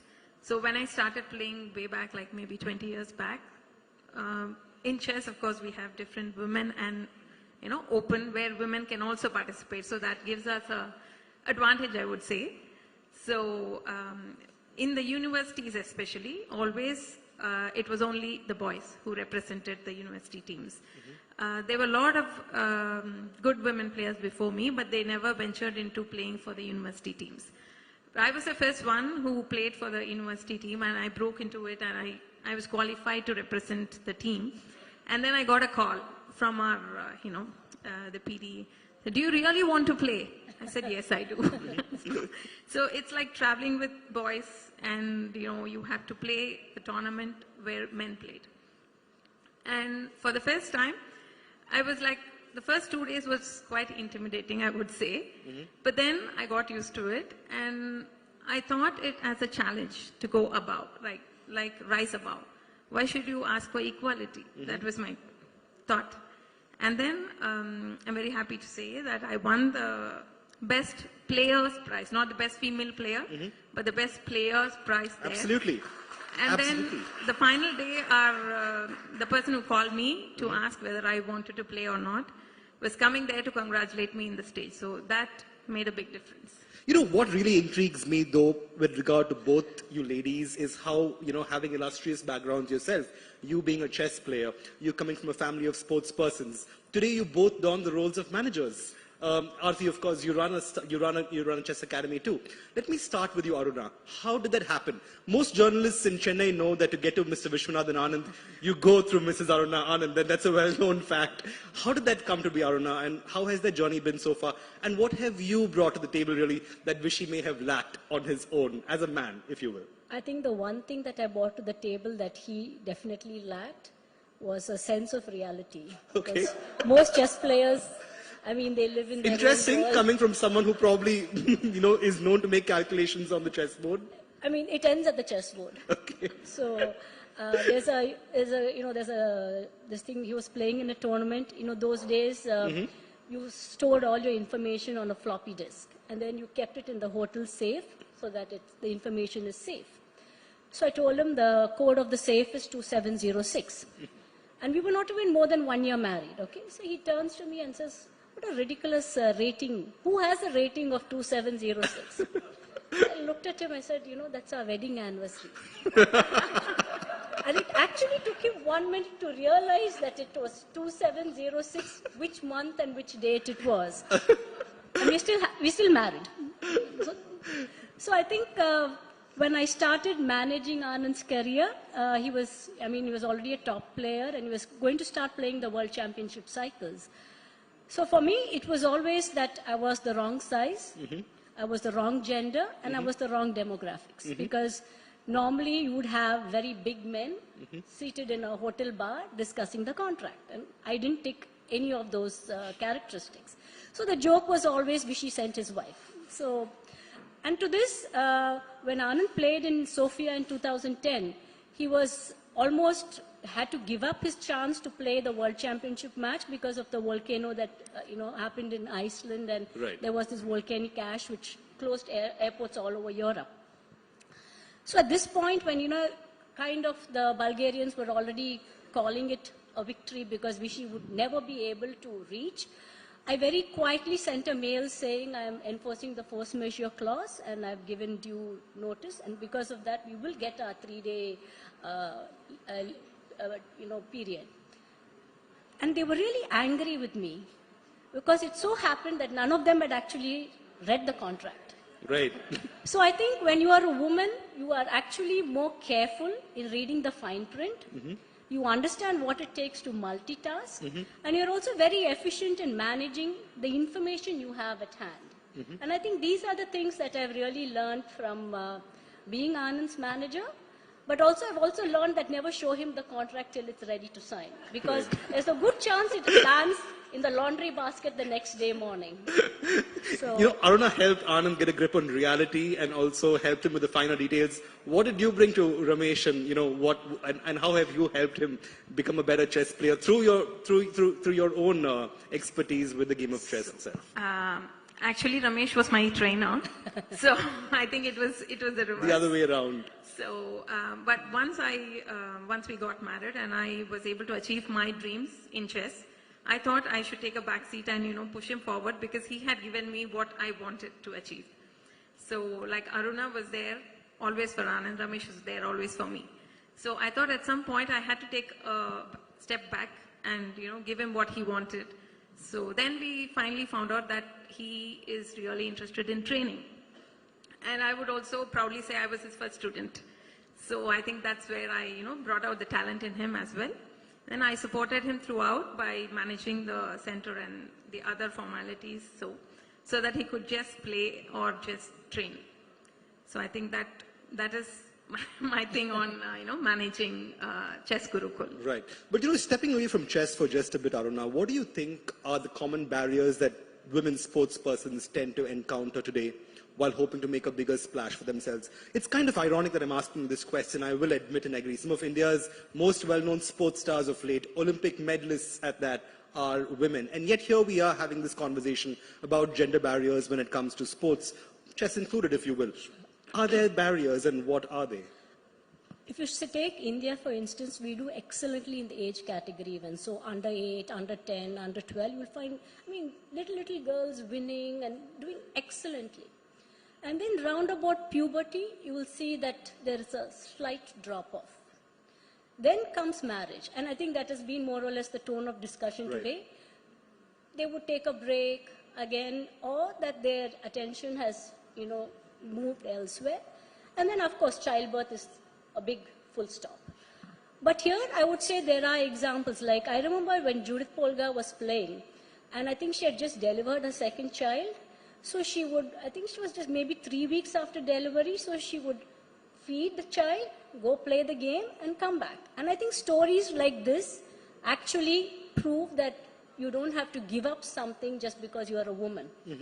And in India, for instance, Humpy, she got married. She was a child prodigy. She started playing when she was very young. And she's still our strongest woman player. She got married, she had a child, and I think she was very wise in taking a sabbatical. So she's now come back, she's much more stronger, she's playing, some of the best chess in her life. So in India, I think, if we're going to make champions, and now we have at least 4 or 5 names who I think would have a good shot at becoming world champion from India. There's Vaishali, who's very close to becoming a male grandmaster.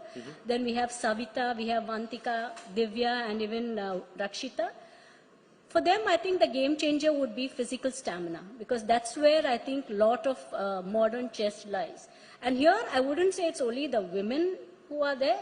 A lot of our male chess players should also go for physical training. That's where they really lack. Absolutely. So I think physical training and physical stamina is going to be the big game changer for them. In fact, I think when I met Mr. Anand on the eve of the World Chess Olympiad, he did talk to me about how physical training was so important, given the fact that you think a lot and don't do much physically when you train. Actually, there's a funny story here. Anand was playing a tournament in Argentina, and he was winning.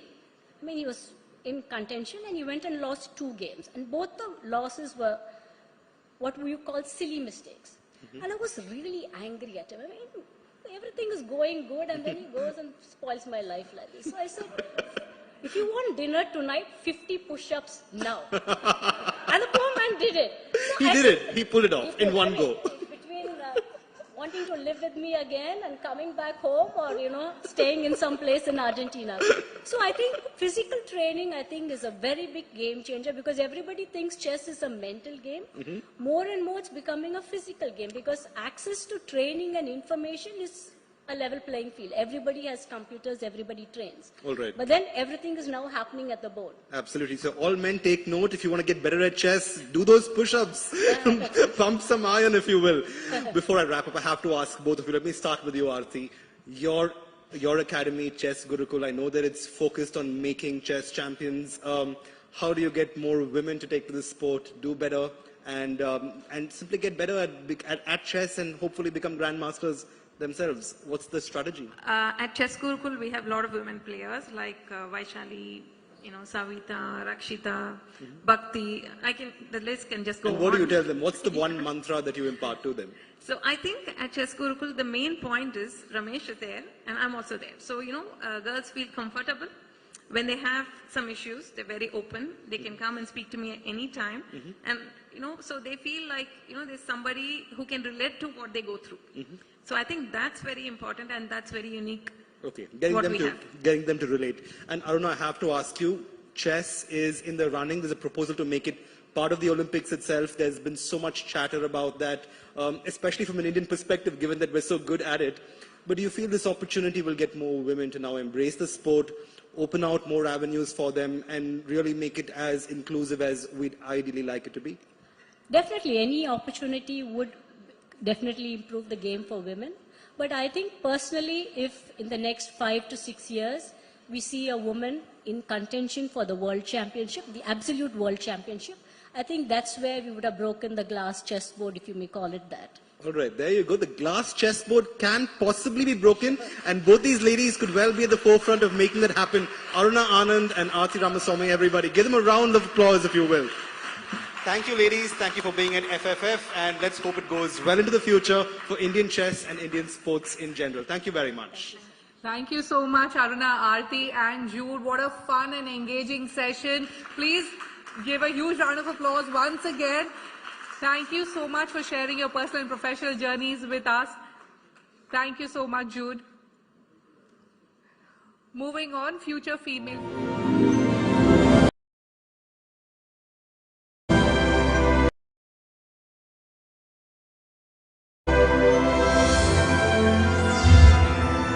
HSBC presents CNBC-TV18 Future Female Forward, the Women's Collective.